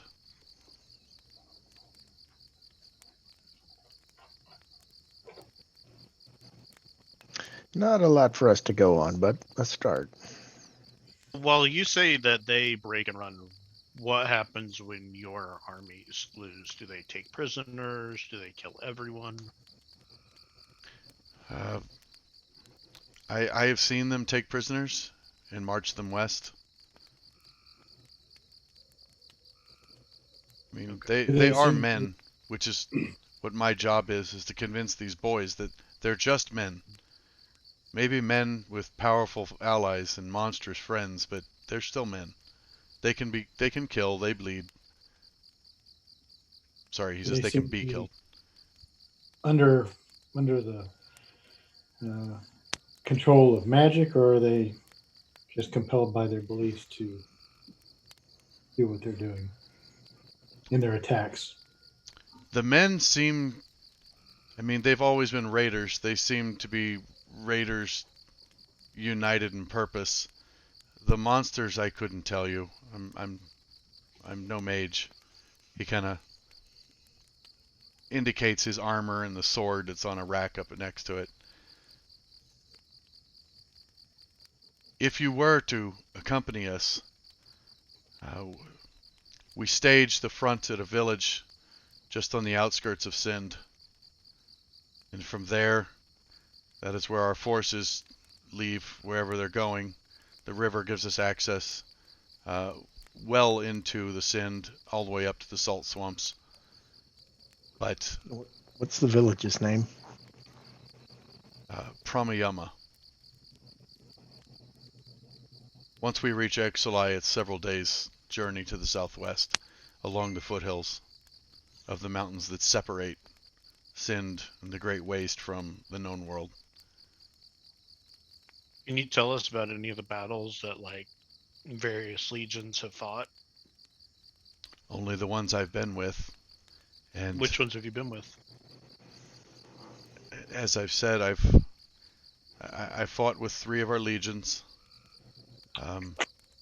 All of those legions that I've fought with have now been reduced enough that they were broken up into smaller units to replenish new legions coming in. So were you like with Legion 1? The 1st and 2nd legions I fought with. The 3rd legion is staging out of Pramayama now. They'll probably be out by the time we arrive.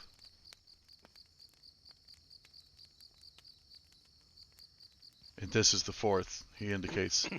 Although they're not full strength, they'll be replenished by the forces returning from the 1st and 2nd legions.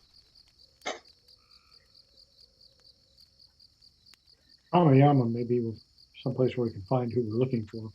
Yeah, we'd like to hurry to Pramayama.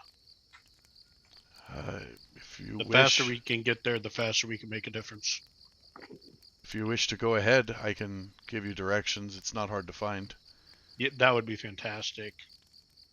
Very well. And maybe even someone to speak to once we get there. If you know. If you have it. If not, it is okay.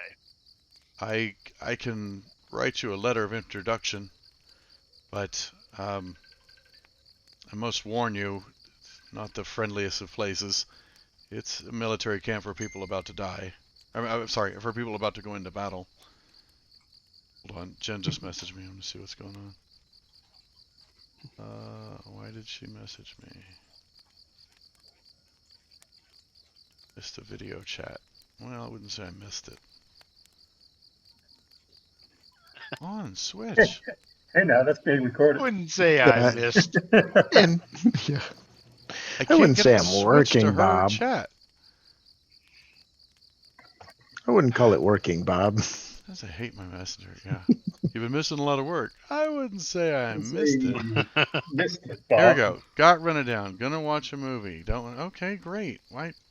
What made you think I was gonna run up and come talk to you? All right. That'd be the week, Bob. Has anything I've done made me want to run up and talk to you? Okay. I mean, she wants to giggle at you and explain how hungry she is. Yeah, so you're welcome to. I mean, you probably wouldn't make it there more than a day before him, but you're welcome to head there. He doesn't actually know who will be there when he arrives. Whenever a legion moves out, hardly anyone's left, just the villagers. That's usually all that's still there, and most of the village has already retreated and moved away. So yeah, there might be but an old hermit or a fisherman. Being able to track an army would be pretty easy. Oh yeah. The faster we get out there, maybe there's something we can do to help the 3rd Legion. Okay. That's the goal. In worst case, we can always just wait a day for you to arrive. Okay. Yeah, that's fine. Well,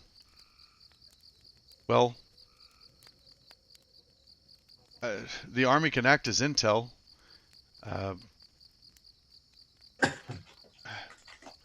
What would be most helpful from you is if you found the master and stopped him. But I don't know where he is. I don't know who he is.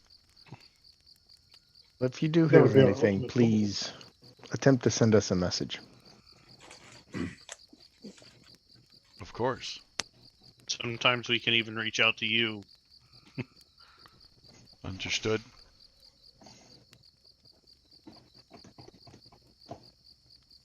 Well, right.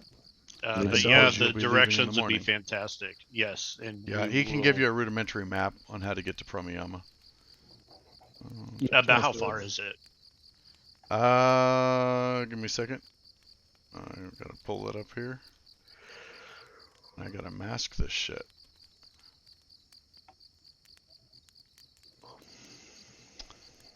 Here, there, this. Oh, I already added it. That's cool.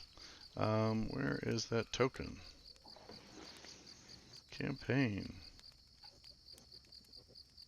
Oh, tokens. Here we go. I can't wait for Steve to recap all this. Post. Here we go. Boop. He's like, where are we? West. Why did we go there? We went after a demon army? What? But did I shoot and kill anything? Yeah. We heard they had a ring of protection. Oh, there we go. Mask. Add mask. There we go. Wilderness map of the Great Wastes. Share record. Let's hide that. Do that. Okay, well, you start heading for the the area. So once basically the map shows that you get to Exelai, and then you just start heading south. Is that map supposed to be black? Yes, I haven't unmasked any of it yet. Oh, okay. Where's my reveal mask? Oh, do I have to do it this way? Unlock mask. Oh, here it is. Get ready for the screen capture, guys. That's the reveal. Got it. Yep. Oh, Okay. shoot, it's not up yet. I had to restart yesterday. Don't worry, I got it. Okay. Windows 10 has a default screen capture, by the way. Windows Shift S. Mm-hmm. Dang it. I'm trying to find which one is my... There we go. All right. Windows has conditioned me to use nothing they have provided as default.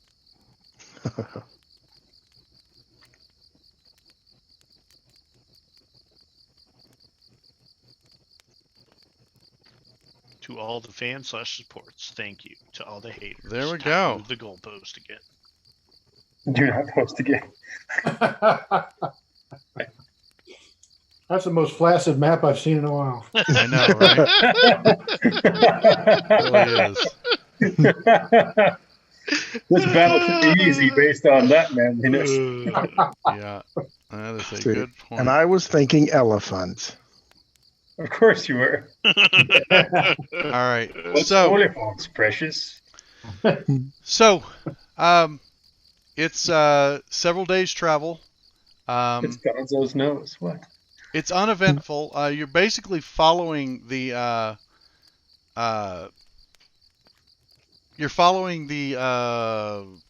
plateau of the Atrahagan clans to the south until it breaks into scrubland, and then it starts to break into verdant grassland. You can see the waste spanning out to the west as you're first coming down, but as you get near the river and finally reach Promayama, it's definitely much more fertile land that doesn't look quite so forbidding.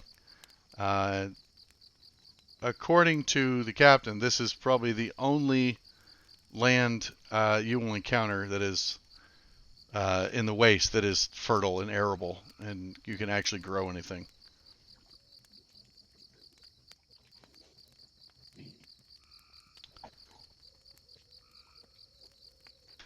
You reach the village of Promayama after probably about a week's travel total.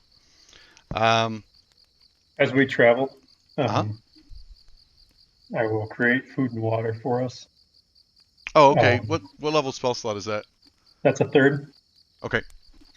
You create 45 pounds of food and 30 gallons of water, sufficient for 15 humanoids. Okay. So whatever we don't use, we'll hand off to Although us not there. to steal Stefan's thunder, but he'd probably be passing out the good berries like fucking crazy. Because he's always looking to get a good berry in someone's mouth. If we both do it, that's all the more folk. Yeah.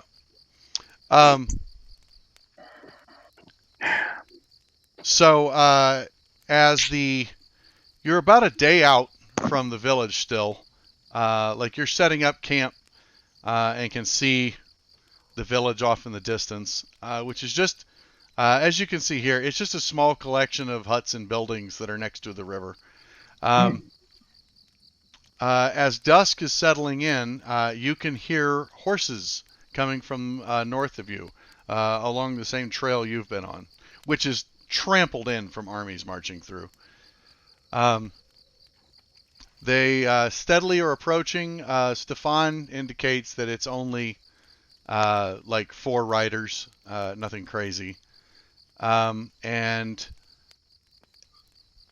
a couple of minutes of hearing them, you can look in the distance. You can see some dust rising, and as it comes over, they come over like the last rise before you, still several hundred feet off. You can see Saris riding with the large man in plate mail with the white, bald scalp, and 2 other riders with him. As they are riding up, they stop and start to put up a camp when Saris rides the rest of the way to you and dismounts and walks up with a hand resting on his... Did we ever get that guy's name? No. Okay. He was not present when you spoke to Saris last. Neither was Gamelon, so...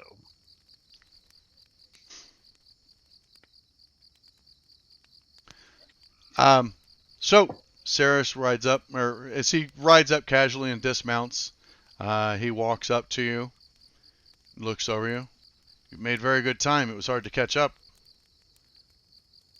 We travel light. Were you in a rush? Not in a rush, just out of army.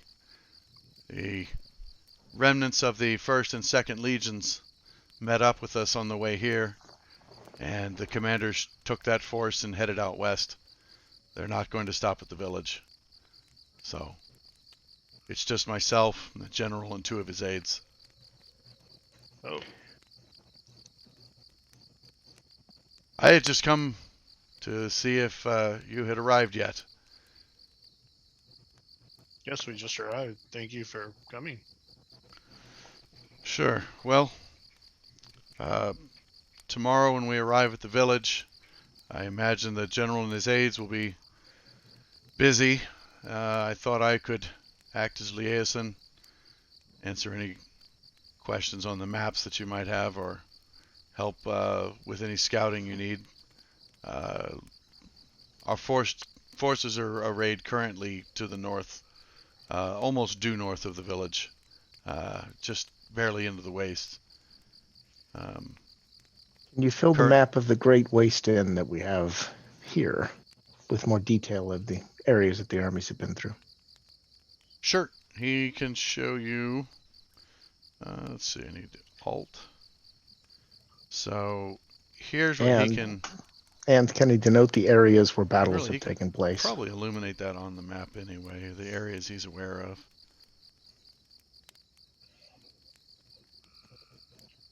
Is the 3rd Legion in? 3rd Legion was here, and they should be dispersing Promiana a few days ago. So that is a better idea of the area they've been into. Probably a little higher up there. So are they taking the army north of the Salt Swamp? Yeah, so they're heading towards the caravan trail there that is north of the Salt Swamp.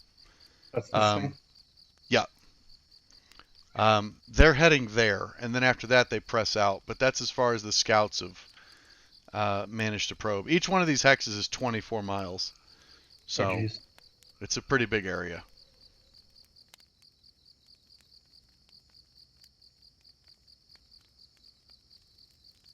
So it's almost 250 miles to the Salt Swamp? Yeah. It's a very large area. The Sind itself is damn near as big as the known world.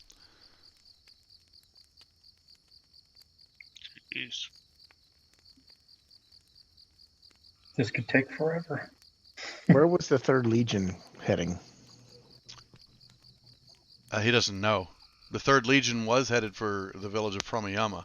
Based on Pramayama, looking at it right now, it doesn't look like they're still there. There's not a lot of activity. But certainly there's coordinations, there's logistics involved. There's got to be some a supply chain. There's something. There's somebody in Permiana that knows where the. Well, we have Saris here for a liaison, so he can probably figure out where they went. Oh, I'm just saying, like, when you look, it's obvious there are not 1,000 people down in that village right now. Gotcha. Yeah. Gotcha. All right. I think we need to go to the village and get some info direction. So the next day, Saris, the general, and the 2 aides saddle up pretty quickly and start heading towards Pramayama. Assuming you guys are ready, you follow them. They take you down to the village itself, and I gotta close that map. Where the squares are 15 feet to make math easy. Yeah, I know. I didn't love making this map. This was not my favorite map to do. Simply because of that. Because I had no place I could fit the scale that each tick mark would be a square. I was like, oh, there's no fucking way I'm fitting that. That's too big. Yeah, like at least make it a 25-foot Yeah, it would have been better. Right? Like I could work with that. I would have had to shrink it even smaller to make it fall in the half. So I was like, whatever, it's 15 feet. That's all right. I'll just think in base 3. It'll go quick. Yeah. So yeah, each square is 15 feet. So they take you in. The front gates are right here. Whoops. Oh, sorry. I should probably use my map. The front gates are right there. They take you into the front gates. The general and his 2 aides immediately head towards the large house in the village. It doesn't really look like it's in better shape than the rest. The village itself of Pramayama is it's just a human farming village. It's on the bank of the Asanda River. The buildings are just dried mud brick with thick walls and high narrow slit windows. There's a lot of fences inside the village that are made from palm tree logs and woven reed rope. Surrounding the village has a crude palisade made from palm tree logs, woven palm leaves, and thorn bushes. See, a small battle was recently fought here, and the village is showing the effects of it. The palisade was actually broken in several places when you first arrive, and there are about 100 soldiers still here who are just effecting repairs on the walls. And then there are only, according to Saris, there are only still 2 villagers that live here. There's an old hermit who lives down to the south. And, no, I'm sorry. Where's the hermit's house? Yeah, he lives down in the southeast corner of the village. And then there's also a river guide who stays in a house near the southern dock. Where'd everybody else go? Most of them have left because all of the food and grain and livestock has already been commandeered by the army. So is this normally a Darrican city, or? No, this would actually be considered a Sind city. Okay. This is one of like a peaceful city that's in the arid area. Like this is one of the parts where you can actually grow food. Right. So the ground here isn't a wasteland. This is basically the green land along a river through the wasteland. So anywhere the river doesn't reach is just rocky, dry, inhospitable. Oh, barrens. I see what you were going for on the map.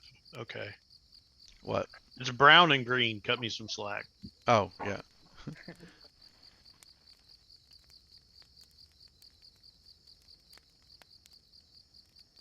Okay, I think we need to inquire about the whereabouts of the 3rd Legion.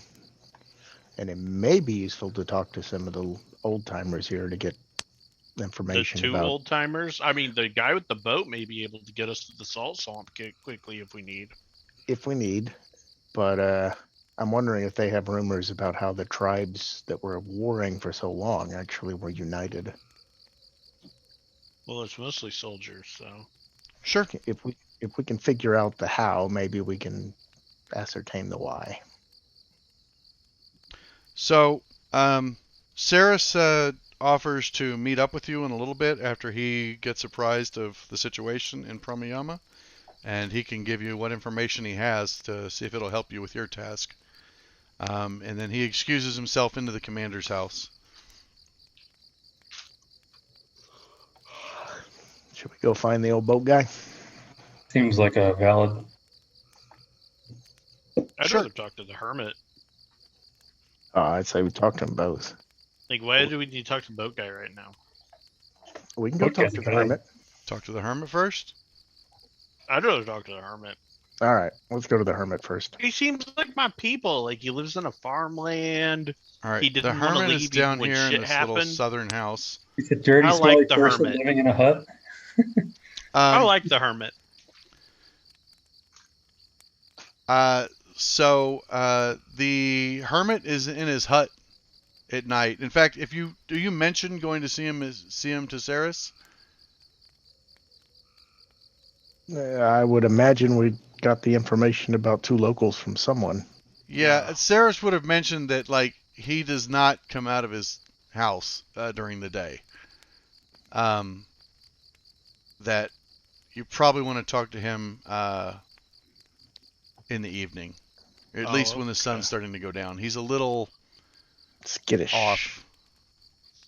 Off is the word he uses. Yeah, I get it. He's a vampire. Well, why don't we try to figure out what happened to the 3rd Legion first, and then talk to the locals? Okay. Well, you can ask around. There's about 100 people still left from some of them from the 3rd Legion. There was a raid came through here. It was a combination of trolls, orcs, nomads, as well as magic users and clerics. It was a pretty nasty battle. However, the 3rd Legion did push them back and pursued them to the west.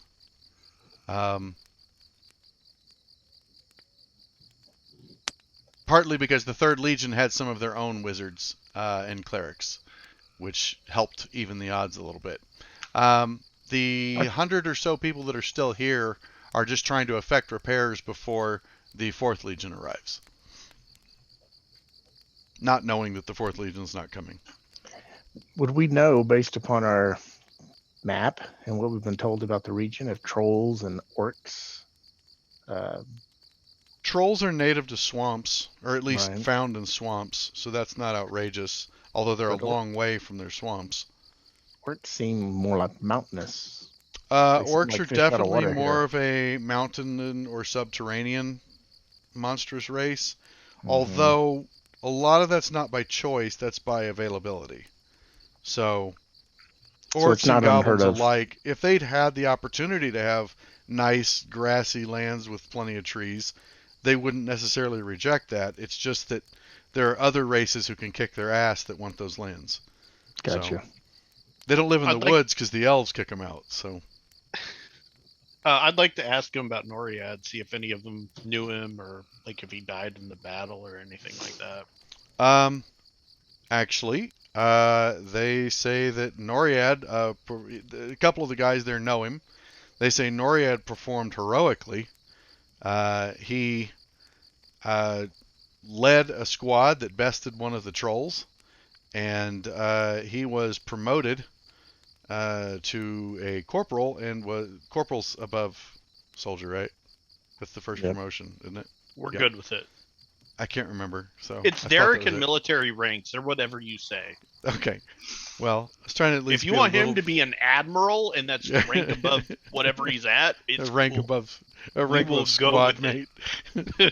Yeah, corporal or lance corporal or whatever. Yeah. Yeah. So he was. Anyways, he left with the pursuit force to go after them. How many days ago was this? 2. 2 days ago. Yeah. They were a little nervous that they're not back yet. I'd like to tell him the story about how he heroically fought to recapture his family's tower in Darrakan. I believe that of him. This catches a lot of surprise to hear that he was a noble. it seems to garner even more respect that he was a nobleman who joined the man's army, as opposed to,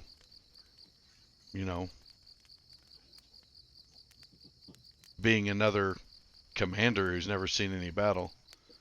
Although there's some murmurs that is definitely not Saris.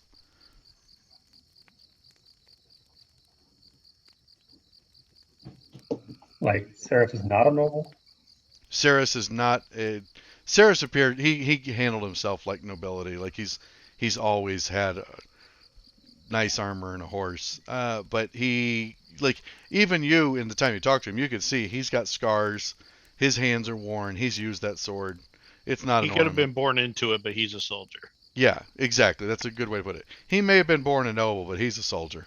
What's their general feeling towards him? Towards Saris, the guys here like him.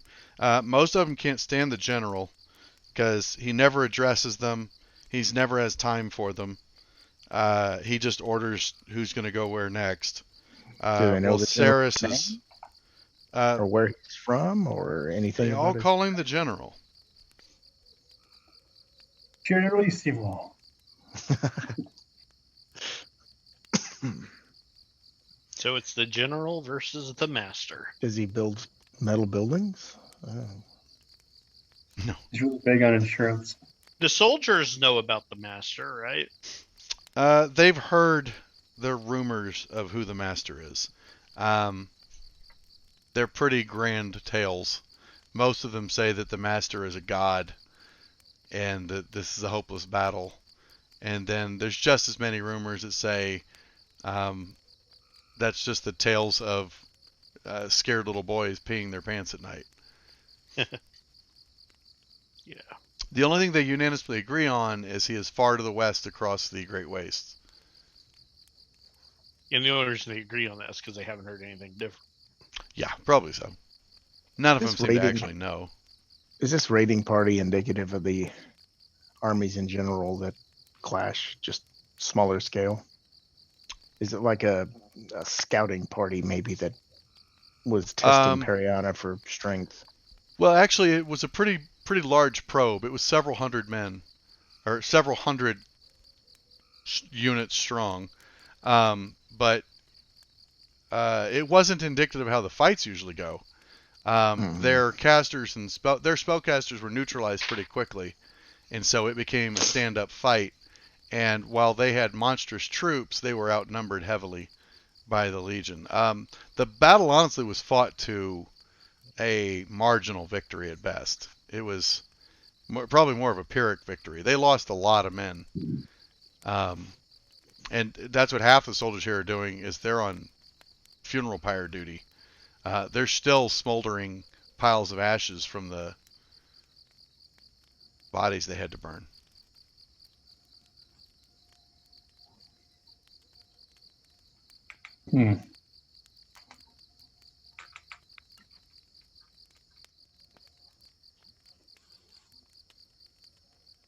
Okay. It really seems weird they would, if they had a Pyrrhic victory, they'd follow west to harass people. Seems like they're going into a trap.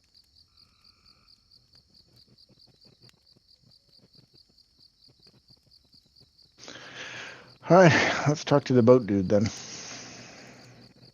Okay. He knows. Yeah, you head to the guide's house, which is right here. When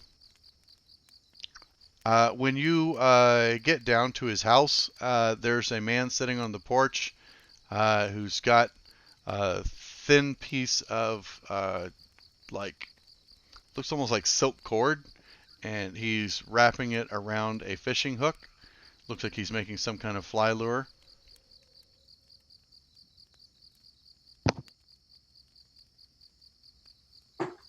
He looks up as you approach. Hello there. The man, you'd say, looks to be in his mid-30s. He has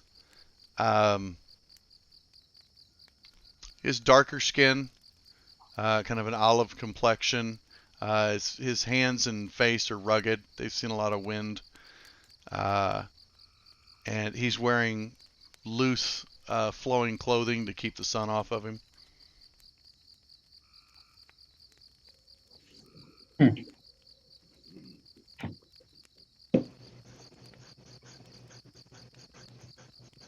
on, Scott, you want to talk to him? Hello.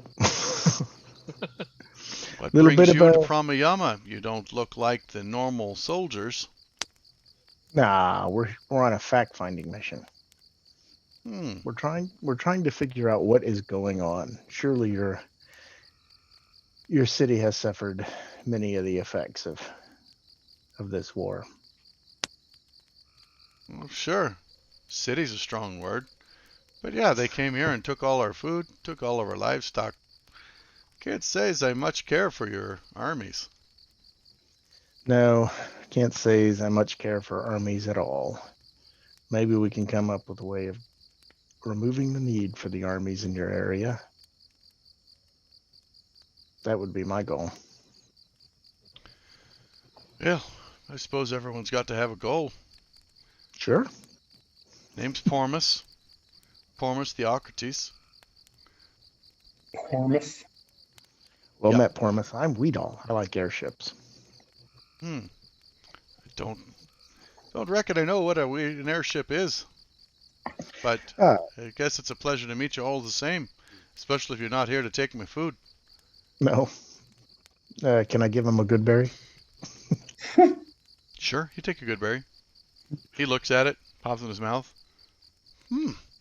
That's remarkably satisfying. Good berries. We're just looking for answers, though I admit we don't know the questions.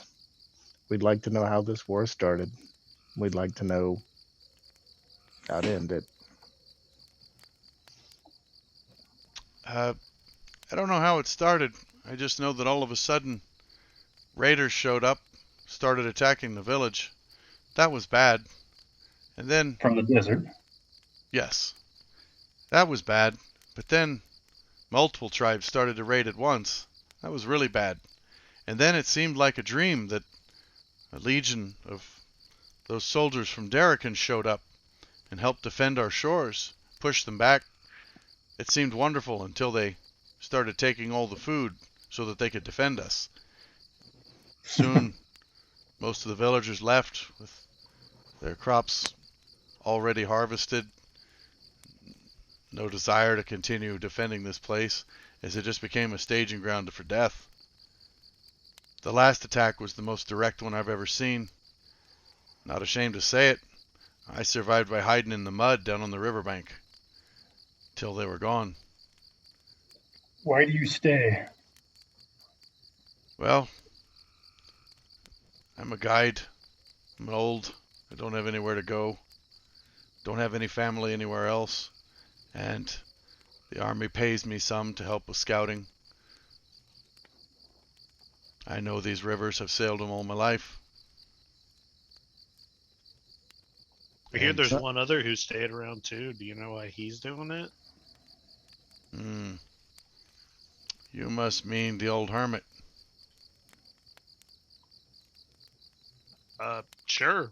I mean, doesn't he have a name or? We all call him Mickey, but I don't think that's his name. It's just a noise he makes a lot.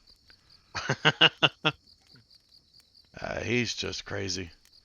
You can talk to him at night if you want. It's entertaining once or twice. So, the tribes. If you're not with the army, what are you doing here then?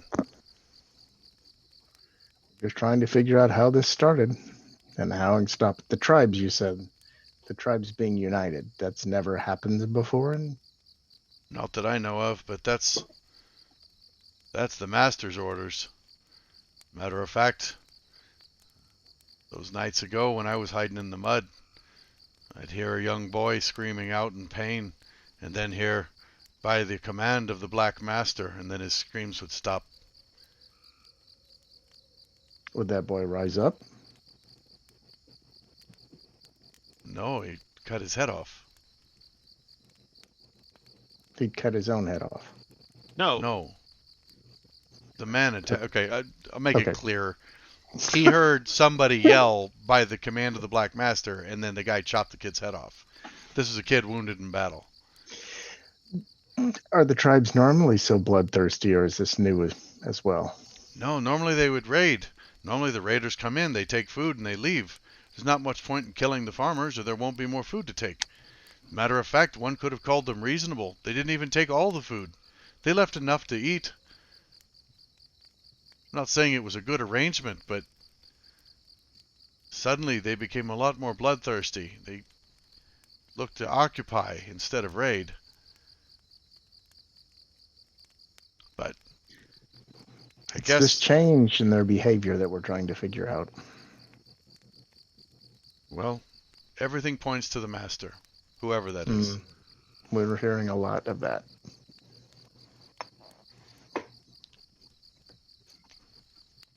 The men ride camels, and they ride among monsters of the desert. You know what monsters they are? I'm not an adventurer like yourself, but every type of monster I could imagine I've seen. They said something about, like, moving buildings or something. The juggernauts. I haven't seen one, but I've heard stories. They're basically buildings, but like alive, run a man down. Nearly indestructible. Are there rivers west of the Asanda River? Not for a great ways, not until you've crossed the desert. It's not a desert of sand, mind you. There is sand, but it's mostly just dry, inhospitable, rocky land. Almost no rainfall. Blocked off by the mountains farther to west. You familiar with the Black Mountains? No. I've traveled the caravan roads before. They cross Sind all the way to Slagovich. Sorry, not Slagovich. He doesn't say Slagovich. Yeah, all the way to Slagovich. And it should be the first hospitable town on the west side. But you can see the Black Mountains when you're about halfway across the Sind. Massive, white-capped curtain of stone on the horizon. I'm told they're the tallest mountains in the world. And it's west of that the master comes from? Supposedly that's the way to Huel. I've never been. Along with the changes to the tribe, have there been changes to the flora and fauna of the area? Well, has the world changed? Sind is still a lifeless shit that it's always been. But no, the area around the river and even the swamps is still been able to support plant life. I show him the map we have and ask him if he can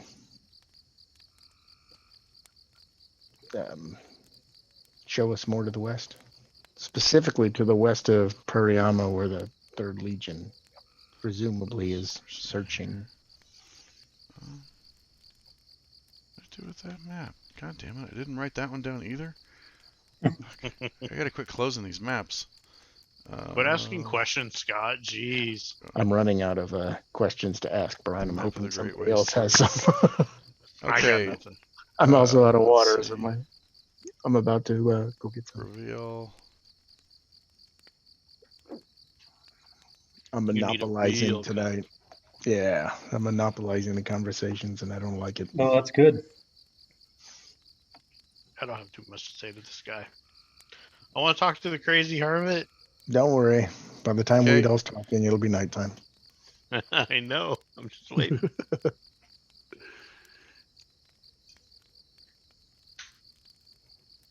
Oh, yeah. Okay. He reveals the caravan trail. See? It is an elephant.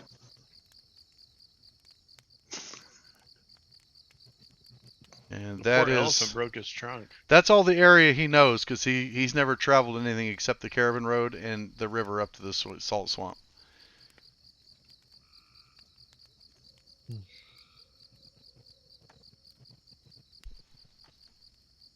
And does it end at the Black Mountains, or does it end at that city he was talking about?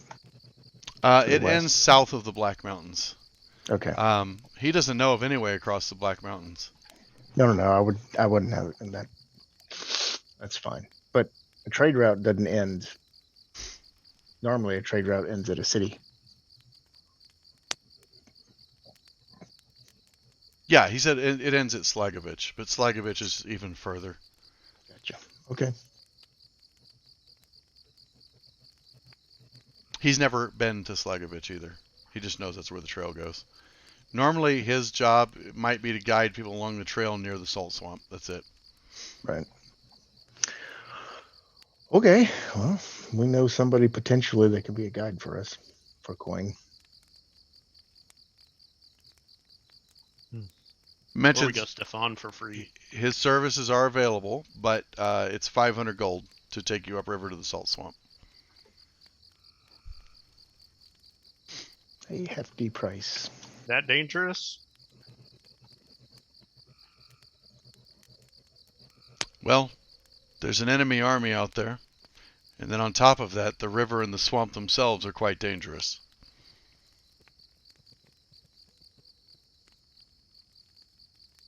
Yeah. I thank him for his time. Okay.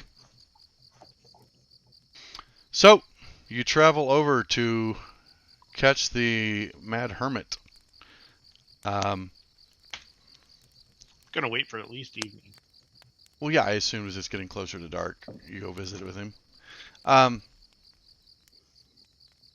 Before then, Saris finds you and informs you that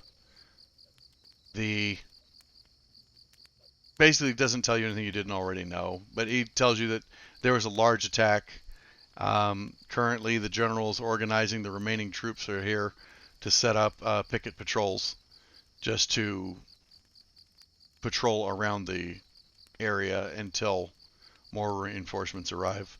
Although right now the general's thinking about picking up the troops and just heading north to join the main battle if there's not another legion coming. Yes, seems so disorganized. We haven't heard his name. We've just heard the general. Oh, is General Meteor, but he just goes by the general. Meetor.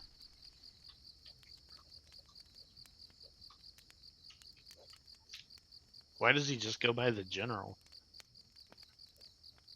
He kind of shrugs like, dude, why are you asking me this question?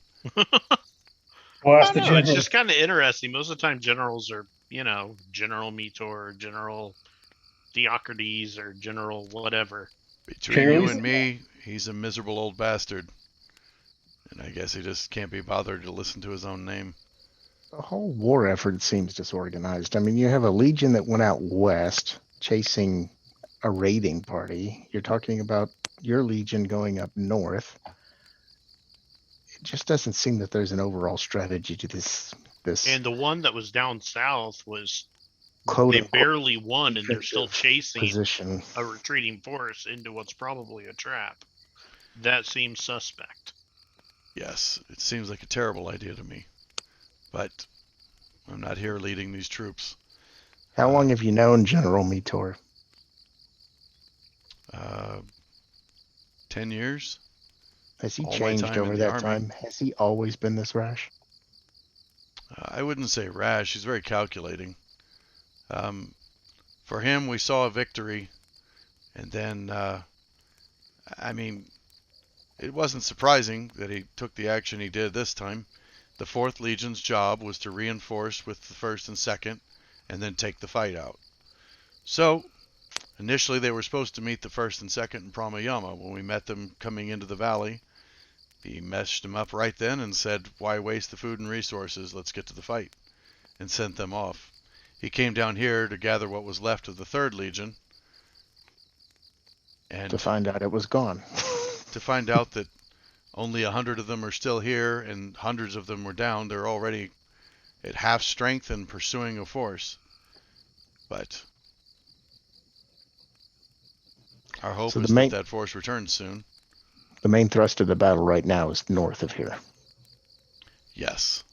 Most of the fighting is taking place north of the Salt Swamp. However, we have seen incursions to the south now as well. We're fighting on two fronts. I just hope General Meteor hasn't developed a taste for Zanga fruit. Zanga fruit? That's a weird... I mean, honestly, I don't know that I've ever seen the General eat anything other than meat. But, I mean... That's a good sign. I guess anything's possible. Yeah, he's not called asparagus Tor. Yeah, General Asparagus. General Carrot Stick. It's General Zangator. Thank you. Yeah. General White Part of the Scallion.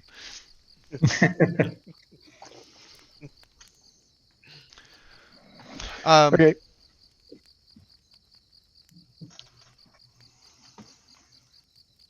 But the Ceres is already sent scouts west to try and track down the 3rd Legion and bring them back. He says part of it's his fault because he normally is here, but they were basically wiped out with the 1st and 2nd Legions. He wasn't here to direct the forces. So whoever was there who made the call to chase? Whoever was leading here, probably a young noble, just promoted. A young noble just promoted to captain, given the first power in his life over the lives of hundreds of boys, and looking for glory and medals. The fool. Yeah. Sarah doesn't think it was a good call, but he's like, I know why it happened. Yeah. Because the Darrican army doesn't exactly do a ton of fighting. No, it does sound like General Meteor made that call originally. That's, yeah. It's good to see he still has the tactical head on his shoulders. No, Meteor immediately wanted them brought back. He's furious. He's not furious because of the stupid tactics, you sense. He's furious because of the wasted numbers. He just thinks it's ineffectual to be chasing a retreating foe. It'd be better to get back and fortify so you can repel the next one. Yep. Okay, well, he's not the meathead I thought he was then. But if they end up taking out spellcasters or something, he'll call it worth it. So he'll sacrifice a lot of troops to take down a spellcaster. So basically, spellcasters are the problem. They're the losing. Spellcasters are definitely what's causing the separation. Damn spellcasters. I mean, that and monster races. I mean, how many people is a troll the equivalent of? So, not to mention hard as shit to kill. Yeah, makes sense. So, Sarah doesn't really have anything else to offer beyond that. Well, if you have a trail or anything, let us know, because I think it may be our best interest to track down that 3rd Legion. Sure. I'll let you know as soon as we hear anything. So that evening, you meet up. You head over to the Hermit's house, and he is kneeling over a single stick that's on fire, just slowly burning from one end to the other, and he is cooking what looks like a rat or some kind of maybe lizard on a little twig over this, which is barely bigger than a candle flame. And he keeps touching it. He's going, oh, Mickey, Mickey, Mickey. Nope, nope. Ah, Mickey, Mickey, Mickey. And he looks up, and he reaches down and pulls a dagger out of the rags he's wearing. Who goes there? Hey, I'm Nace. Nace. Mickey, Mickey, Mickey. What do you want, Nace? You're so fine. You're so fine. You blow my mind, Mickey. I've just heard you were local to this area. I really respect that, sticking around through everything he's been through. He takes and puts the dagger back into his rags, and he goes, "He's a local! He's a local!" And he starts screaming at the top of his lungs, "He's a local!" and he runs inside the house and slams the door. You can hear shuffling and cupboards banging and stuff getting knocked over, and something crashes, and then the door opens and he comes back out, and he's got a single stool that he sits down, and he motions for you to sit at the stool. He's a local, I is. Yeah, sure, I'll sit. Okay. You sit, he gets back down onto his haunches, he starts looking around. Oh, dearie me. Where is it? Where is it? You can tell he's looking for his rodent. He finally finds it discarded, covered in mud. He picks it up, like blows on it once, which a nauseating smell erupts from his mouth as he does. And then you'd swear the flame picks up as it passes over. And then he goes back to cooking his little mouse. Stefan throws Nice a good berry. Yeah, are you hungry? We have extra berries. Oh, berries, eh? Ain't seen a berry in a dog's age. Reaches out his hand. He's got long, bony fingers. Oh, yeah. Give us the berry, then. He takes the berry. He takes and he sniffs it. And he takes and kind of hides it up under his arms. And just kind of sits there, and he turns away from everybody. And then there's just a sickening sound. It's almost like teeth crunching or something as he puts it in his mouth. And then he eats, and he's going, oh, yes. Oh, yes, the berries is good. What's it want for the berries? That berry's yours. I don't have any other berries.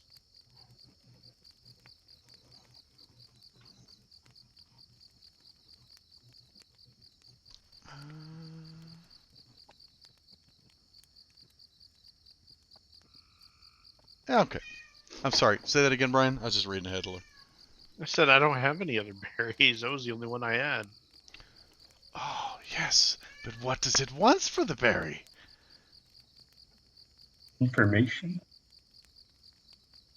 What do you have to offer? Oh, what do I have to offer? What do I have to offer? What do I have to offer? What do I have to offer? What do I have to offer? You should mind.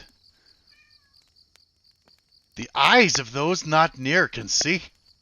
Remember that. Mickey told you that. Eyes of those not near can see. You must beware the Malakas of the swamp. Oh, many an adventurer fell to the Malakas. Yes.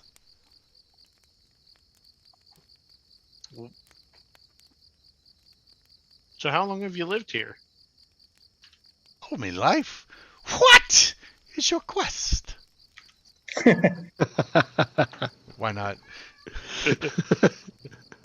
We seek the grail. We seek information about the master.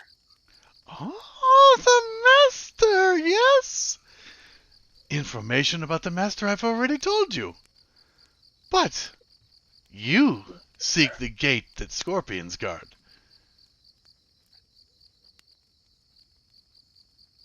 Gate that scorpions guard. Is that in the swamp? He looks at you, just Sounds focused. like we might. You can see his eyes narrow a little bit, his lips pursed kind of into a sneer.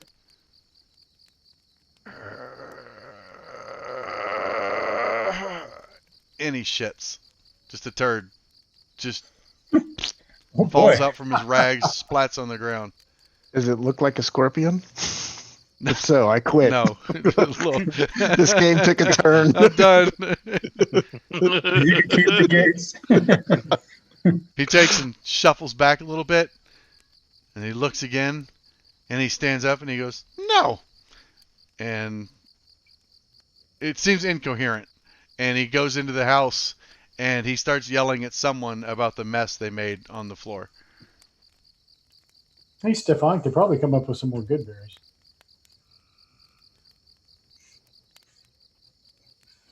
Would you like a berry? I'm trying to find out if this is a put on or if he is just absolutely, truly bonkers. With a history check? Was that history? He's probably going for insight, which I'm guessing may have been right below history. Yeah, I'm gonna guess you're going for an insight check. Yeah. Yeah, give me an insight. Tell me what you think of. I'll tell you what you think of his thing. Setting aside that he seems kind of bonkers. Mm-hmm. You don't sense deception in anything he's saying. His facial mannerisms, while he seems to have Tourette's or something like that, he doesn't. It doesn't seem rehearsed what he was saying. So hard to tell because he's kind of batshit crazy. It's definitely obvious he's not all there, but you don't sense any deception from him. Cool. Scorpion gates, perfect. I want to do my detect magic real quick. Sure. How long does it take? Is it just an action?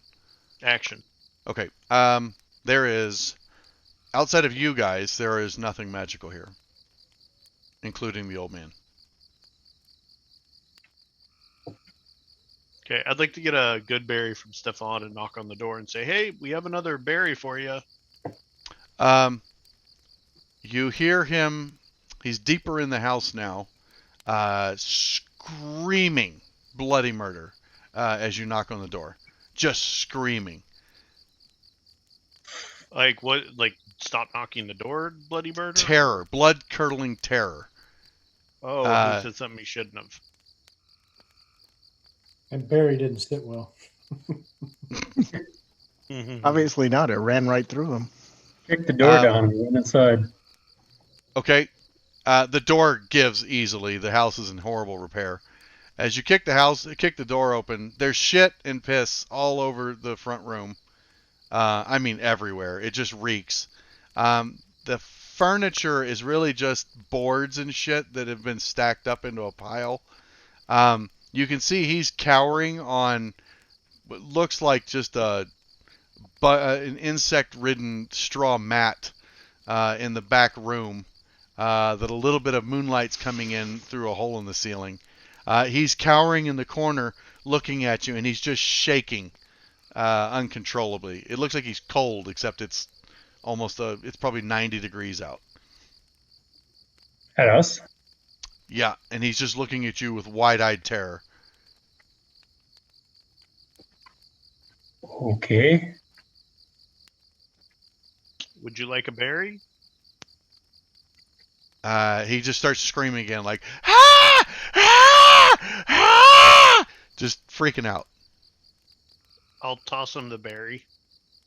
Okay, he violently jolts and like slides against the wall into the corner. Actually bashes his head hard enough to draw a little blood on his temple and cowers in the corner. And he's like, please, please, I won't say anything. Just leave us alone.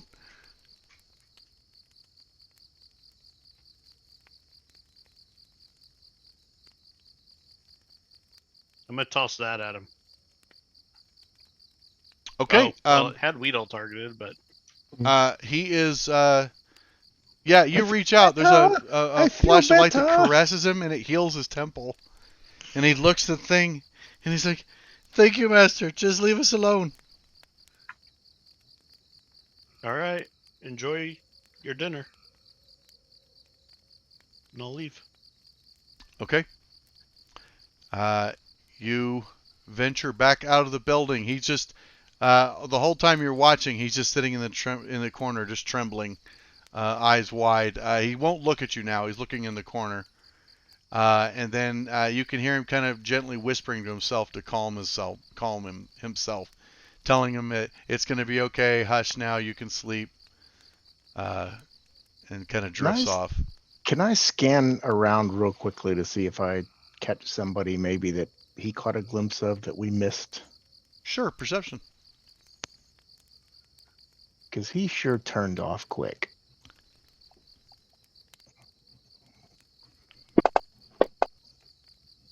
I'm not sure why it rolled in the open, and anyway. Well, the funny part is your roll in was better, so he way to go. No, the place is a fucking pigsty.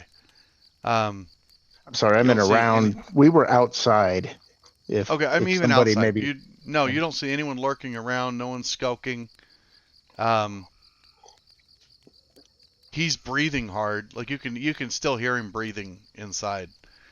He's slowly calming down a little bit, but yeah, you're not sure. It was very abrupt, and then he seemed a little unhinged at the start, but he just went into like a crazed panic attack there. Okay. I don't know. Like Nay said, they're his people.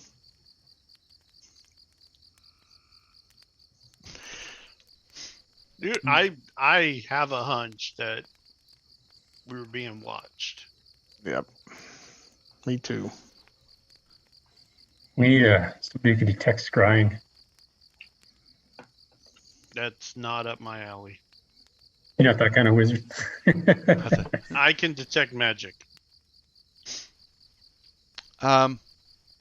After let's see. I don't remember. Does Divine Sense see scrying? I don't think it does. I was going to say I have Divine Sense, but I don't think it sees scrying though. I think it's just undead, celestials, and fiends. You're a wizard for that. An actual wizard. Yeah. So the hermit, he eventually comes back out, like ventures back out to cook his food, and when he does, he doesn't even seem to remember talking to you. Reset. Yeah, let's reintroduce ourselves. Offer him a good berry, but have a couple extra ready to go. He gave us some good clues. I don't think it was that. We're looking for the scorpion guard thing, and there's something in the swamp. You seek the gate that the scorpions guard. Malachite in the swamp. Malachas. I assume that's green things. And the eyes that are not near can see. The gate is the scorpions guard. Say we're looking for it. Yeah. I don't know what a Balakaz is. So, as you're just kind of down at the middle of the village, you hear it sounds almost like a thunderclap erupt from outside the walls to the east. They're back. It goes like, and it like a wave washes. You feel the gates, the walls actually rattle for a second as a wave passes by, just thunderous. And then you hear in the distance the scream of a man and a howling of the wind. Let's go check that out. We will check that out next week. We're going to stop here. Those of you all tuned in, thanks for watching. We'll have this up on YouTube tomorrow, and we will be back next Monday at 8 p.m. Central to investigate the ungodly scream they'd heard over the walls. So everybody tuned in, thanks for watching, and we'll see you guys next week. Bye-bye.